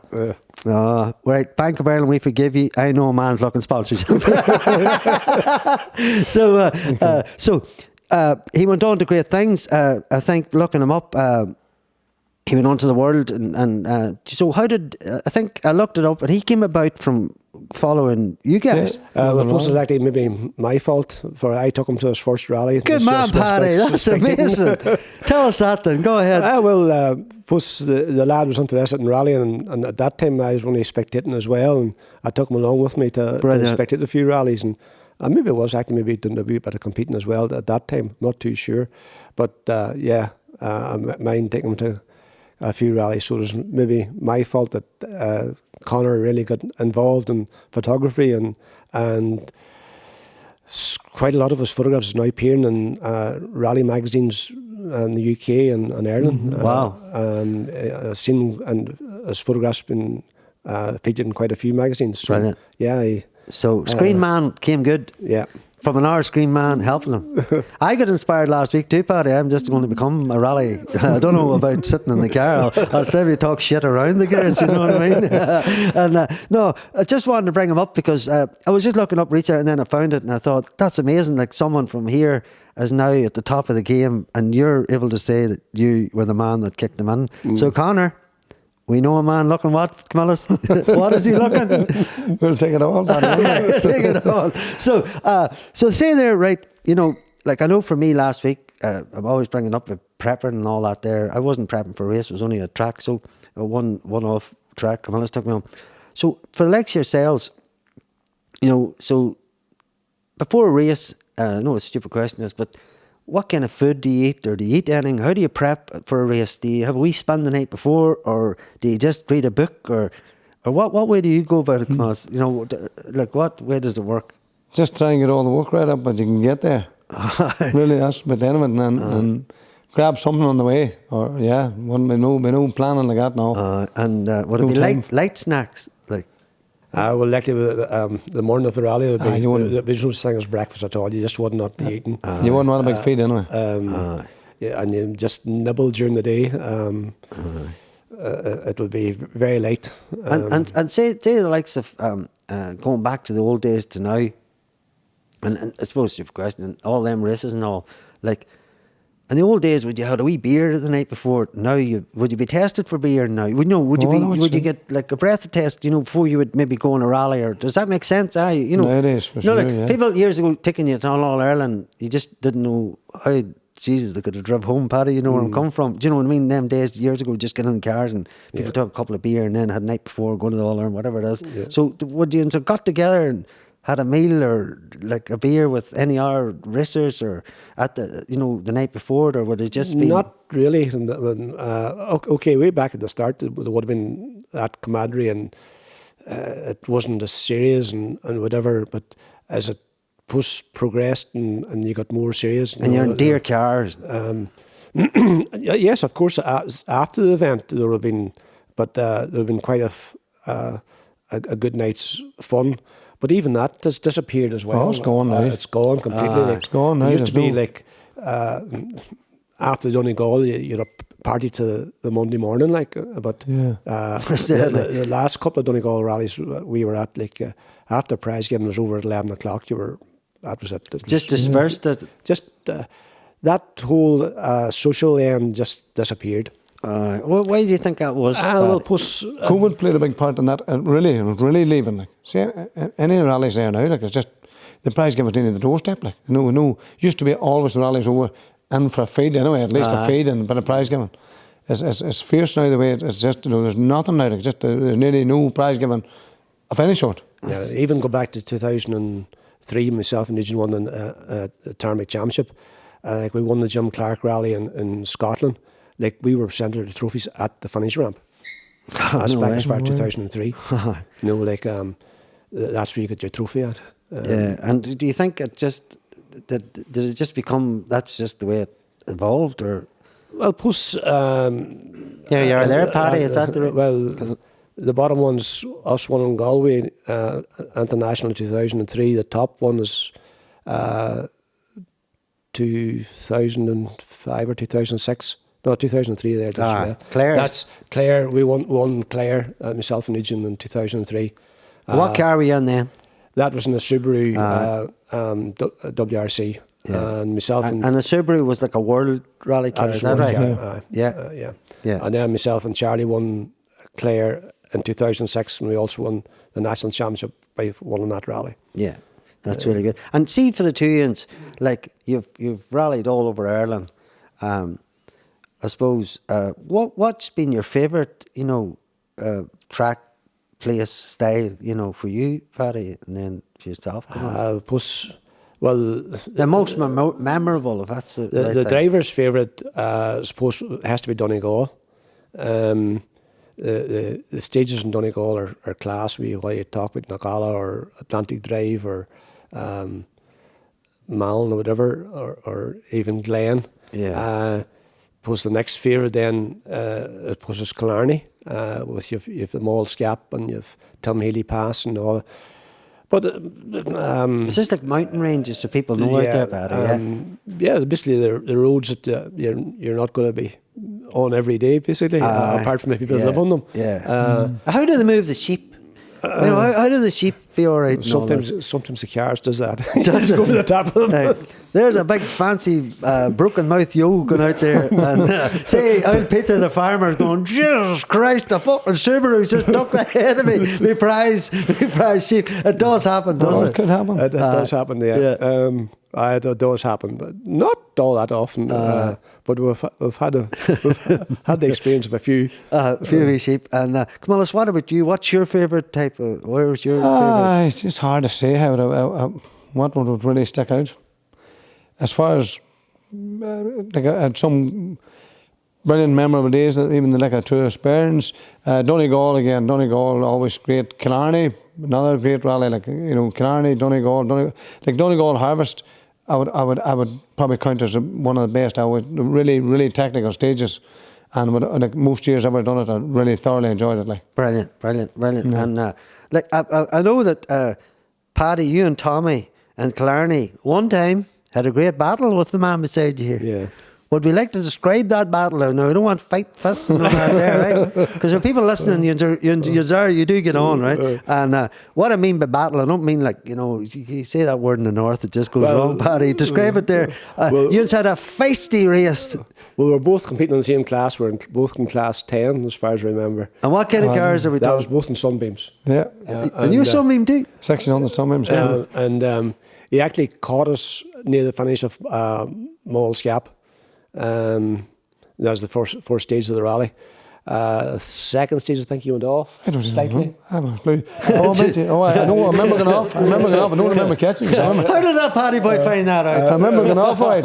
Had the big rock face. Raven Stockman was navigating. That's right. And then we just blew him into the weeds after that. We didn't like it too much. I remember that now, right? I couldn't remember. Of course, then on the second last stage, it was Kendrum Lake. It's a very famous hairpin ride. It's always on the RPM's cameras of the rallies. There's a hairpin right at a post office, and of course we broke a half shaft on that corner, and that was the end of the rally for us. That the man can fly by and put the lights on. More likely, I Have some memory, Paddy. So I wouldn't win The this. man flew, he flashed the lights. I can see it in my third eye. He went, oh, fuck you, no, bye. I remember more because it was one of the few rallies we didn't finish. And There you go, Camillus, you won her. we were leading the class and the best Northern Ireland crew. Did you get that year? I'm not sure. Funny, Charlie Beatty said one day we got second or third best crew one year, but I don't know which year. I wouldn't know. I think you've got you. I think The only you- bit I wouldn't mind anyway, you tell me, and I'm glad to hear that. I wouldn't mind one of you ever won the class in Clare or not. And the only bit of mine is up in the rocks, right? Because if you go to YouTube, it's still there. The interview, I was only out of the car, and the next thing, Plum Tunnel was stuck in my face. They could maybe my second tarmac rally. That's brilliant. And, But, so that was the experience of the two of us competing together. And it was a good race, and at that time the discussion was that myself and Tommy were doing very well in the championships, and obviously with no competition, and we were getting it easy and all. And You're so- the sheriffs of the town then. There was a new deputy coming, wasn't there? The Camillus Bradley came out to debate us, and they posted if they had a good maybe going properly and not that actually not happened, he likely would have beat us. I was too much of a novice, so only maybe I was And second had or you third. other races down the line together? I don't know really. No, just plenty of maybe rallies we were competing in. But Yeah. But just when you go back to that crash, like to you know, the work. When we hit a big rock face, like it was just sort of scrubbed to the left and side. We took a whole front strut, steering rack, everything out of it. We broke the back axle. We went back to where we were staying in the wee cottages in Killarney. Back to the wee cottage, and we no tool. I don't remember where we got a welder out of. With an extension lead coming out of the house, we kept the car on our side, and we spent the whole night. And we got going the next day. Don't ask me how. Whatever regulations allowed us. We got the axle. I mean, instead of straight the axle, that was cracked in. And we welded the axle. We put a new steering rack in it, a new strut in it, and everything back in it right the next morning. But I couldn't have told you beyond that how we done the next day or wasn't it a notion. That's brilliant. But they was brilliant rallies, and we used to go. I remember a van like that. I remember a van landing at the wee house where we were staying at the cottages, and my van. The boys was leaving home in the van. Something happened to the gearbox. They had to go and hire the big brute of a white van. And they landed down, man, I'm joking, you know, they landed down, the service crew was coming. And we met them outside the door of the wee house. And 16 of them stepped out of the van. In the wee house. There was 16 of them Jesus down in the van. There's some load of people down. That was class. Like. All the young boys, just all very young at them. At that time too, myself and Tommy, our service crew would have been, doing it for the love of it, like they were paying their own accommodation and buying their own food, and like it was. It had to be that way. It was just a passion to be there to help. And I'm sure, like it's like listening to you, Paddy, and your crew. I know with Camillus now, it's like a family type thing, isn't it? Your crew, you know. It's very much so. It's a camaraderie. Rallying would be very good that way. They say go karting now with children. They'll be all karting now. They say isn't that where the young ones start, Camillus, to go kart? Most of them do start karting, but they say it's unbelievably bad. They're not speaking to one another. Because none of that rallying. It wouldn't matter who needed what, at rallying. If some man has it, he'll give it to the next person. That's just the way. And it's great. It is a great thing. It is a great thing. Yeah, that's always the way it's been. And the likes of I say the likes of the chap who was talking to young. James, like he rallies too, doesn't he? Yeah, James is a better rally. And he was saying there he was working last week for a man McKinstry that used to rally. Is that right? Kenny McKinstry, yeah. Yeah. And so does he rally the same kind of? He's a bigger car. He said he's super. Yeah. Kenny still doesn't know rally yet. He'd always been a sort of WRC spec car, like, yeah. And James, would he rally then in that type of car? No, James. We Ford car there for good what was on, and now a couple of years there I was rallying like a Subaru. That's what he said. Fella Magherafelt or something. A wee Subaru, but no, it wouldn't be that big. No, it wouldn't be a top level. And he was saying to me, because of me, Eamon Coscoran used to do a bit of rallying, but not anymore because he was a Sunbeam, I think. Yeah. So maybe one or two of them me, I think. Eamon. There you are. There you are. Still have bits and pieces of Sunbeam. Yeah, we're still plenty of them. You're looking a bit for Sunbeam, you're still before Eamon. Tommy's fucking handling of this car is out there in Dramart somewhere, Paddy. And so anybody else in the area that there's Den Sport is that right? From where they're That's the John Bug country there. And what do you call him was up that owns a straw shop. He was up last week at the rally. Paul, yeah. He does a bit of he does. He's an escort there too, yeah. So there seems to be a lot still in the area. For sure, yeah. So the likes of, is there anybody else that we've left out, Paddy, in your area or Camillus, your area? Christopher Rogers was done a rally as well. Yeah. Shane O'Neill from Demard was navigated. May rest in peace. What do you call him up Moranina? Murray. Mickey Murray. Mickey Murray. Mickey was one of my... Damien Flanagan said to me first rally, and then Mickey said to me for the next 2 or 3 years, absolutely mental man, and the car, like, some fun. Mickey's brother drove as well. Hey, no. Oh, Monty, he works for me, Monty works for me now, yeah. And Marty McCormick still rallying. Marty McCormick, yeah. And even for the likes of yourselves, people out there, like, you couldn't be here tonight, but what kind of, I suppose for Marty, he was like, was it his whole world rally type cars and stuff, you know? Marty McCormick? Aye. No, only a small, but it was still escorts. It would come from Greg really having the escorts, and like Marty done a lot of escort driving there. But then he did. But he drove in Europe. He did spend a few years there in like WRC spec car or 5 cars. Is that where we are there? But I still think his heart would still be, I think, escorts, I would say. Although he did do a good bit of that for a few years, then maybe 2 or 3 years. Because I know there was a race he was talking about that he had. There he is there, and. Like obviously he's got a lot of sponsors there. I'm looking at all the. Oh yeah. Yeah, that's like you were saying, Paddy, the big, you know, that was big league there, yeah. And how did he end up going into that? Coming from here, you know, was that just how he rallied? Is there such a thing, or just down to talent and somebody recognising it and plus his competitive edge as well. Like he'd have got that there through getting great results over here. No, more in the UK. Yeah. He won the historic Acropolis rally in Greece and Roger Albert Clark rally in Wales. Well, he was fourth in that last year, 2023. Yeah, so, Roger Albert Clark would be like that would be very good result. Aye. Like more than the Greece rally. Roger Albert would be hard work. Like it's 4 races, Paddy. 4 is it? It would be extremely good competitors on it like as well. He said when he was chatting, he got a few and 3 ones of the opening round of the 224 FIA European Historic Rally Championship in Spain. Yeah. Honduras or something. That was like he bit the favourite over there in one of those rallies. You know, like this guy was hands-on favourite and he was out in a new car as well, or not a new car to him in the BMW, and like he won that. So that's it there. Zippo. So that's a Zippo. Obviously that's a nickname, but Zippo to you, Paddy, would have been lighters, wouldn't it? Nowadays, wouldn't it? You want to put a lighter to a car like that? I'm sure it's worth a few bob. And so that car there, is that like a modern type? I know it's an older type with BMW. Is that right?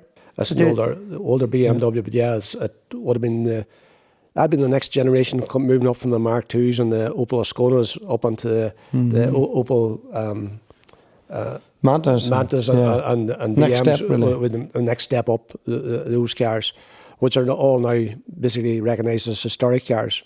Yeah, so would they be now seen as like, Camillus last week was all these class this and class that. You know, you go down and different type of cars. They'll be historic, but he's doing most full historic rallies probably, and they like that there. So that would all be historic cars, man. Yeah. And for like fair play, I suppose with you guys, what people need to know. Could you, like, say, read the notes anywhere? As far as you're concerned, Paddy, that road could be in Spain to me, or it could be in Austria, it could be the Sperrins. Yeah. Could you jump in a car, like, say the 2 years now, I'm just making this up, and go, we're taking the escort to Austria, Paddy, you sit in with me, we'll write it up, we're doing so many miles. Yeah. Is that just the same as going up your road? No difference. Aye. Yeah, that's real interesting. And another thing I wanted to ask, I suppose, as a driver, like I was fascinated, you know your whole steering wheel, I know I have the whole steering wheel of your crash, But do you really move your hand much, or you didn't? I was watching. You kind of kept it. You wouldn't be taking your hands off the wheel much. No, you wouldn't have to, because there's a quick acting steering rack. So like a turn like this would nearly take you around most any corner. So an ordinary car, for instance, is tight. Yeah. The steering wheel. Well, you have a lot more turning to do. Yeah. You have a lot. You have a lot more. An ordinary car, it's maybe like 4 turns to go from left to right. It's maybe like 4 turns. And most time cars now is about 2.2 or 2.4 turns. So you seem to just have it. And then the other thing I wanted to ask was the gear stick being up here and down here. That's a gear stick too, yeah. Yeah. And so what's the? Are you working at your foot or just? No, well, you don't have to, when you're using the paddles, once you push the button, it's all electronically, so you don't have to clutch or anything. It does it, but it cuts ignition on the engine. So see the way you're going 1, 2, 3. You could see the gears. Is that it? Yeah. And how do you bring it down? Is it just hit another thing? You just push it forward or pull it back and up. I thought that was amazing. Paddy, you've probably seen this in action in the big cars. It's very good. It's good. It's good. The gear, but even the gear lever now in the new cars now, because they're nearly all sequential gearboxes. So it's only a matter of touching the gear lever anyway. And you never, not that many cars now, where you say like a dog or where you're going forward, back, over, and up. Not that many rally cars now. Still some. Most of sequential. So the worst, you're pulling the gear lever. To go up the gears, you just keep pulling it back. It's just up, yeah, down, down. Yeah. So, but the paddles is very good because you can keep your 2 hands. If you're on a bad bit of road, you still have your 2 hands on the steering wheel all the time. Yeah. Is it much quicker? Is it quicker? Don't know. There's people has it, people don't have it. It doesn't seem to make much difference. But it's still nice. At times you're on a bit of an old, bad, bumpy road and you have to brake hard. It's still good. The 2 hands is on the steering wheel all the time. Whereas the other way you'd be coming off to get the gear lever. And so it's a good safety thing, so you'd say. Well, good, and it's a good speedy gear change, and keeps us both happy. And then I suppose, over the years, when you're looking at a road or Paddy's reading it out about like left or whatever, are you looking ahead or what? Are you just listening to Paddy, or are you looking? When you're in there, because I felt that your eyesight, both, you had to be. It must be really good, because you're not seeing much. You just But so, you have to keep, like, you're really concentrating on the immediate tarmac in front of you, like the 30 yards, 40 yards. You're really concentrating on the condition of that, because as I say to you, you're reading the tarmac to see how abrasive it is. Yeah, that's the main thing. But you also have to, you're also keeping at least 100 yards ahead.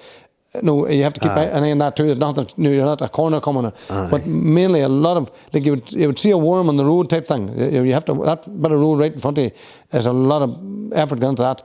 We'll save a worm, but we'll have a sheep. That's what we're saying there. I love it. And, but I suppose there is, I don't know, but look, Paddy, it's my first experience, right? Ever. But I want to say something here just before you had anything play.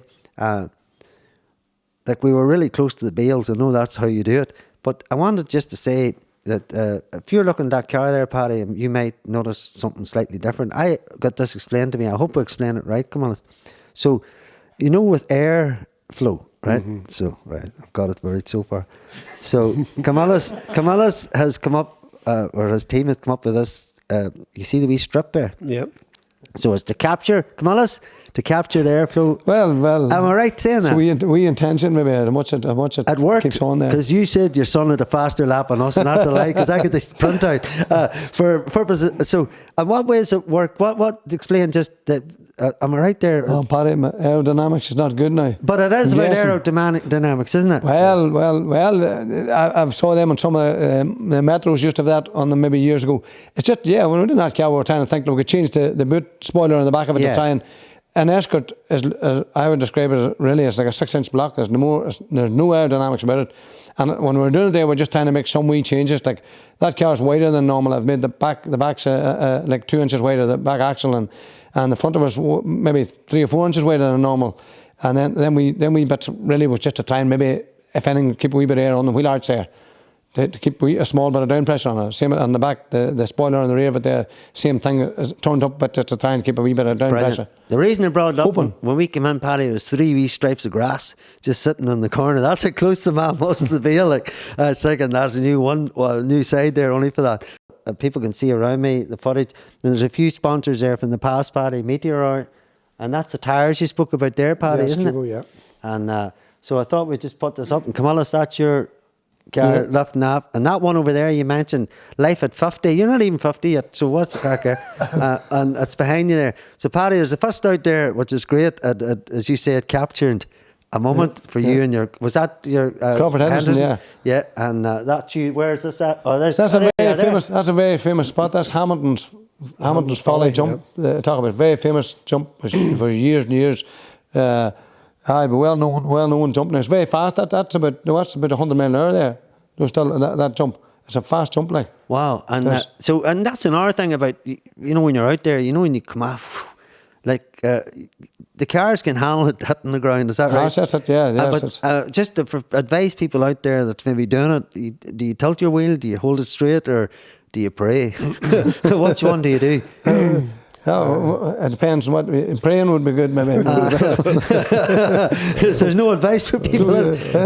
Grit your teeth and hold on tight. Do you hold on? Like, what way do you handle it? It just comes automatically. I'd say grit your teeth and aye. We whiten your knuckles just and hope for the best. Myself and Eugene actually won the Circuit of Ireland, basically on that stage in 2003. Amazing. We just wiped everybody's nose on it, and then just held the lead from that to the finish. Brilliant. In 2003. And in 2006, did you get the same? Were you Eugene then? 2006 was with Charlie. We won the Tour of the Sperrins. Aye.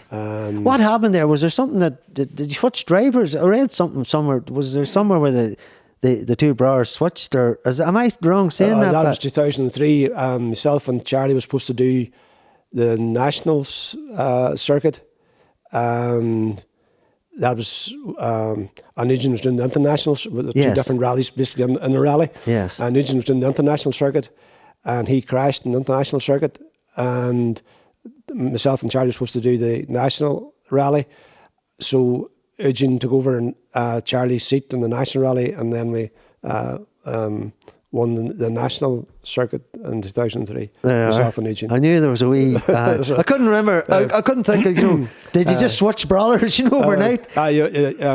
Basically, at any rally, you'd be allowed to make one change. Okay. Say if a navigator was ill or something like that, yes. You could get a replacement navigator, or what we did there was... Eugene was also doing the Northern Ireland Championship. That was the national rally of the circuit was around the Northern Ireland Championship, so he was doing the Northern Ireland Championship as well. So Charlie was kicked out and Eugene took over. There you are. So there you are. Charlie was kicked out. Charlie, sorry for your hardship there, and but he was your brother after all. So Paddy, you have that much memorabilia and tangible stuff. There's stuff everywhere. That's the wee cards just for people. Isn't that just signing on? Right. That was way back at the very start. That was John Kelly, Paddy Toner, and I didn't want to say 1945 there, because and blood types and all that crack, supposed for accents. Yeah. So and there's one there, Paddy, just yourself. Yeah. Camillus, you've probably got a pile of these as well. Have them too. Are they like your wee passport sort of? They went up on the side one of the car. Cork 20, Paddy. That was up on the side of the car. So if by chance you did have an accident and people knew who you were, the ambulance had to come in and all. The doctors would have been checking that to see what your blood type was and whatever. Brilliant. So that's basically what that was. Earlier safety. Which is it's brilliant. It's brilliant. It's not a wanted thing or anything. Just for people out there, do you know these two gentlemen? It's not a case of that. And like I was just saying earlier on, you mentioned Eugene and Charlie Donnelly, and just for people out there, they presented you with Tarmac National Champion winners 2006. So just for people out there. It's a very good thing to do, and there it is, there for people to see. I'll not show you the rest of the photos and what's written on them, and how much sponsorship was given, because it's in this next page, isn't it, Paddy? But that particular car there, like I see at Rally Ireland here, and I think it's a great, for people out there, for some, it was them. What that is there, just for people out there listening, that's an appreciation of your lifetime for what you've done. So it's a very special book. Yeah, it's a great wee book, yeah. Isn't it? Yep. And I just wanted to show a wee bit of it because it's important. Because I think it shows. Sometimes we go through life and we do a lot of things, but sometimes if people just stop and give that wee gift, you knew how important you were. And for people out there, you can't see all the book. That book is important. We were looking earlier on, Camillus. It's a great memory, isn't it? Yeah, sure, it's a special thing. And I've got other things here. I've got a wanted thing here, but I don't know who the person in it is wanted for. Oh, I have a wee thing here, Paddy. I think it's over here. Oh. So, I'm a man of many surprises. Not that's here. There's a life insurance thing, right? But sorry about that. I was in your thinking I stuck this on, right? So Paddy came up earlier on, and this isn't my life insurance. If it is, there you are. Paddy was talking earlier on there about a gathering in Reagan's, and so this picture here I'm about to show is from that's it there. I have it in front of me here. So this is from the early times, and that lady on the right is Paddy's mammy. So I wanted to bring this picture up because you all look wild fucking happy in it, right? Number one. And so what, is that the 2006 Paddy? That's 2003. 2003. That's Arthur's Day, and when... What was Arthur again? Was that? The celebration of Arthur's Day with the music and all. Yeah. And that's the Circuit of Ireland trophy in our hands. And there's another wee rally driver from Draperstown, Stevie Bett. Stevie, there you are. And the photograph as well. We've been their service crew at that time. There you are. And Morris is there. Morris is there. And Ivan Lynn is the man on the left. There's Fiona Bradley in behind, Paul Hassan. Jerry Cushing. Jerry Cushing in the back. Put the hand up because he's got a bit of height, Paddy. That's right. He's not standing still there. That's him just standing up. And we've got Susan. You're Susan under your arm there. That's it. Eamon Brock behind. Eamon Brock. Yeah. And Teresa McCullough's there. Just if you look inside the cup arm. That's right. And Roisin Breen and is that I don't know who. Shauna Bradley. Is up to the right, the blonde hair, and that's Mary P. McGuigan right behind the trophy. There you go. And there's your mum, who many in All Ireland you went to, Paddy. That's right. Yep. And attended Mrs. Toner. Made good food over there in the shop over the years. Oh, aye. We have a wee picture here, right? So we're gonna see this wee picture here. Come on, us, right? Paddy, give me this wee picture. Can you see it there? Eh? I'm going to let Paddy explain it and tell you who it is. I'll leave that to Paddy because he left it in. It was from Cahor Road many years ago. This would be from Peter Donnelly's house up Cahor Road, and that'll be Eugene Donnelly in his first wheels. Basically. So there you go to there. So that would have been his first wee rally, Paddy, up Cahor Road there, and a wee bit of a joyride. So I think it's been great having Paddy and Camillus in here and the heritage for rallying. I hope people sort of realise that it's been a massive thing over the years for us in this area. There's been some fantastic drivers and co-pilots come out of the area. There's been a lot of championships won, you would say, for a small area. And I suppose what we would say, what would you two gentlemen say to any young people out there that's maybe interested in it, and how would they go about it? We spoke like last week we went up, there was some young people there, Camillus, and they were saying that they were rallying at the minute, and even though they're only 10 years of age, and should people get just early to it, Paddy and Camillus, in a safe environment like that? Yeah, but I think if anybody starting, definitely that Rally Sport Association, in my mind, would be the way to go, because it's very cheap, and again, you can do it from maybe 10 or 12 years of age. Very little expense attached, as long as you have a wee car, basically nearly with wheels on it and a roll cage on it, away you go. Brilliant. Yeah, for even last year, as one of the smaller rallies down south, it was some fellow was interviewed at the finish of the rally, and he had bought an old car for €2,000, something like that there, put a roll cage on it. He actually got 4 tyres off a silo pit. Jesus. And done the whole rally on the M4 tyres in the car and finished and enjoyed himself. So that's like a Father Ted moment there, just happened in front of my eyes. Very, very much so. So you can go out there and compete for as little as you want, and okay, once you get hooked on it, it's just as much money as you can want to throw at it. Like but yeah, it all depends on what you want to do, how competitive your own self mind is. For a main Charlie Donnelly one time, it was Monaghan Rally. I seen him, and I wasn't competing. I was down spectating that day, and they had a T-shirt on, and it said, "To finish second, you're the first loser." so whether it's myself and Tommy or Camillus and Crawford, when you go out, your intention is you're going to win, whether it's the rally or the class. That is your own target in your own head. As you're out to win, nothing else. And basically that comes out onto your own competitive edge. What you want to achieve yourself. Yeah, and I suppose that's that, as you said earlier on, the two units, that there's people just want to take part and get a wee car and get a bit of experience and enjoy it. There's those that, it's like anything in life, if there's something you're into, then you go that extra bit, to learn a bit more. And that's it, and there's probably even, there probably really is more fun in the beginner than there is, the further up you get, the more money you spend, and you have to wonder, you have to think, it's probably more serious then, but at the start there, when you're not, it's some fun at any level, it's some fun. Yeah. And so, at the minute, Camillus, you still take on the odd race, I know your son George.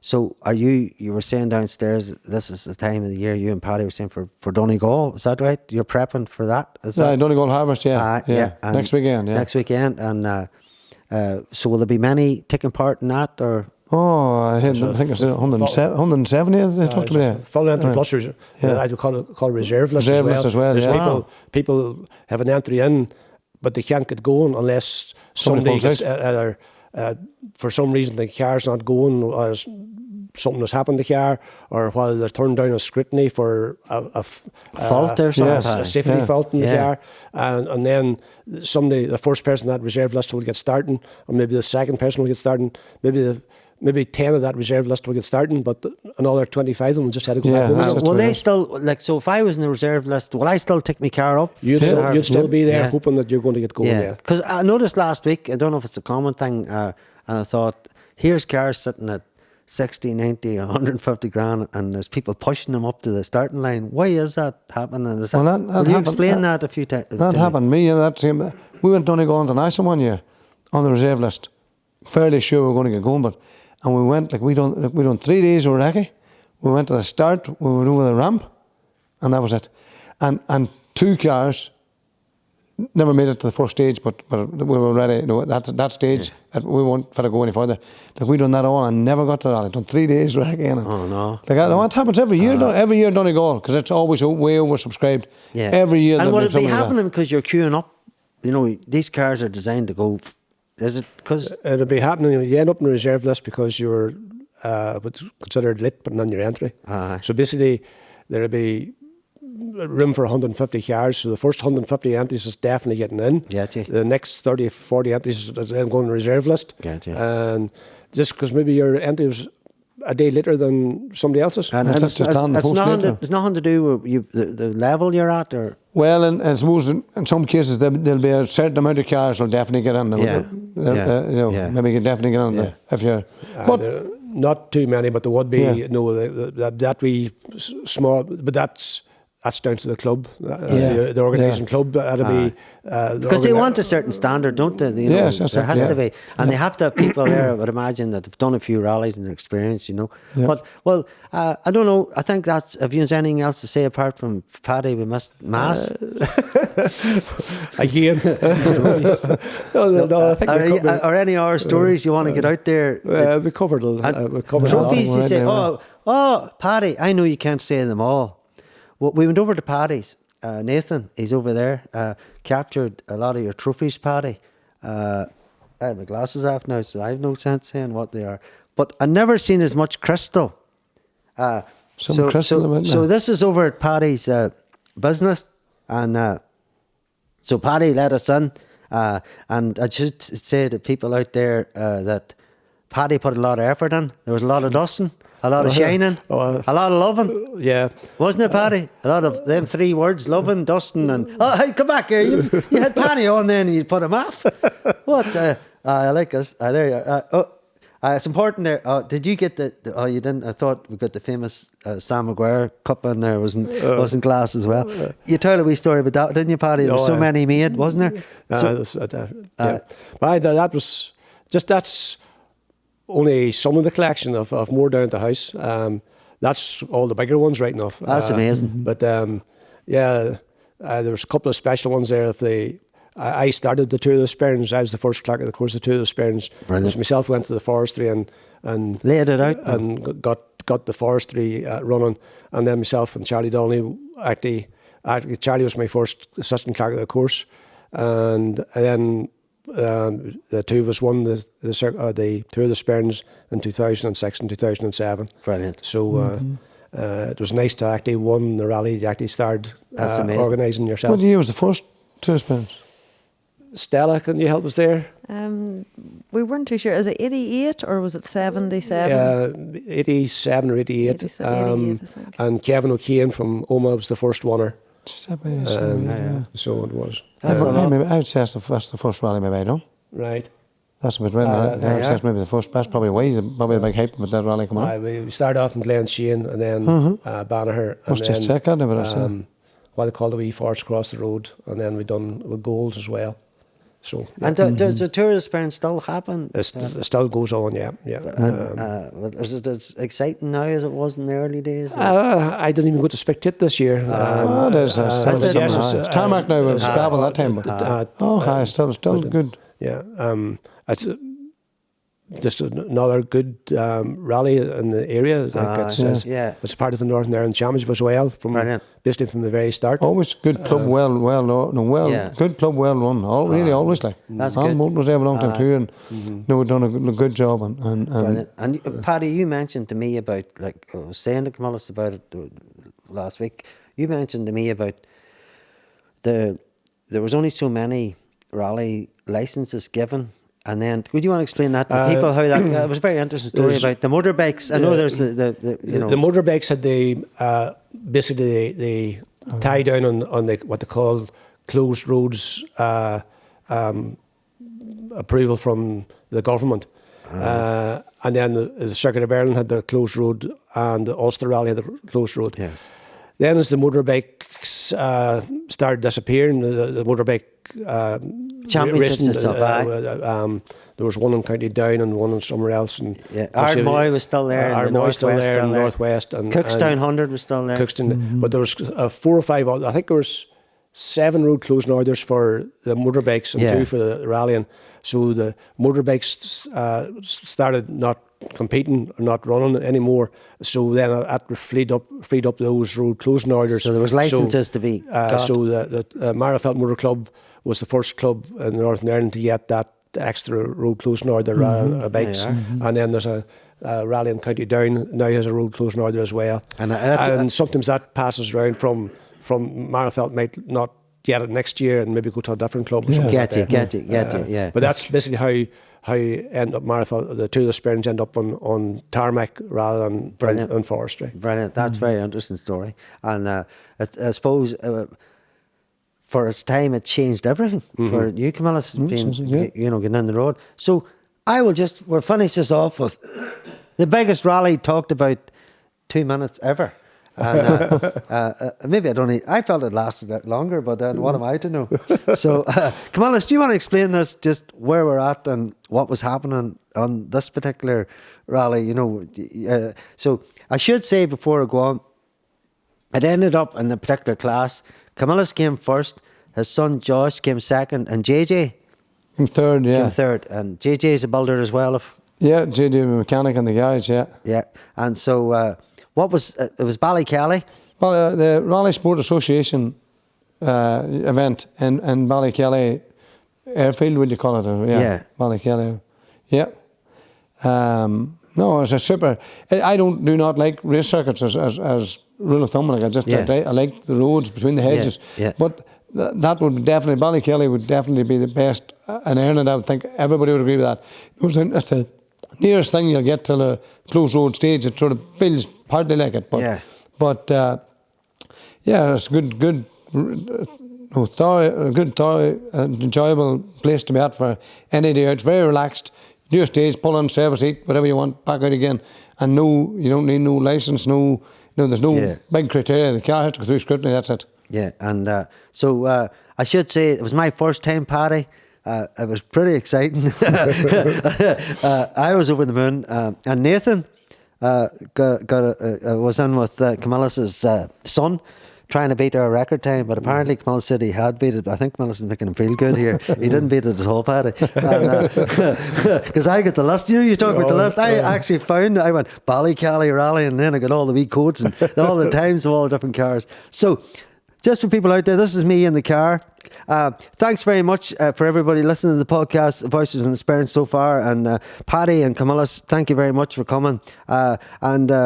They've all been great, and I've heard so many great stories, and thank you for telling your stories and coming on to me earlier on and chatting and all. So we'll leave it with Paddy G in here. Why I brought that up about being sick, Paddy is wondering now, I wonder was he? Paddy, and see if it was, these guys wouldn't put it out, so here we are, right? So away we go, guys. Thank you very much.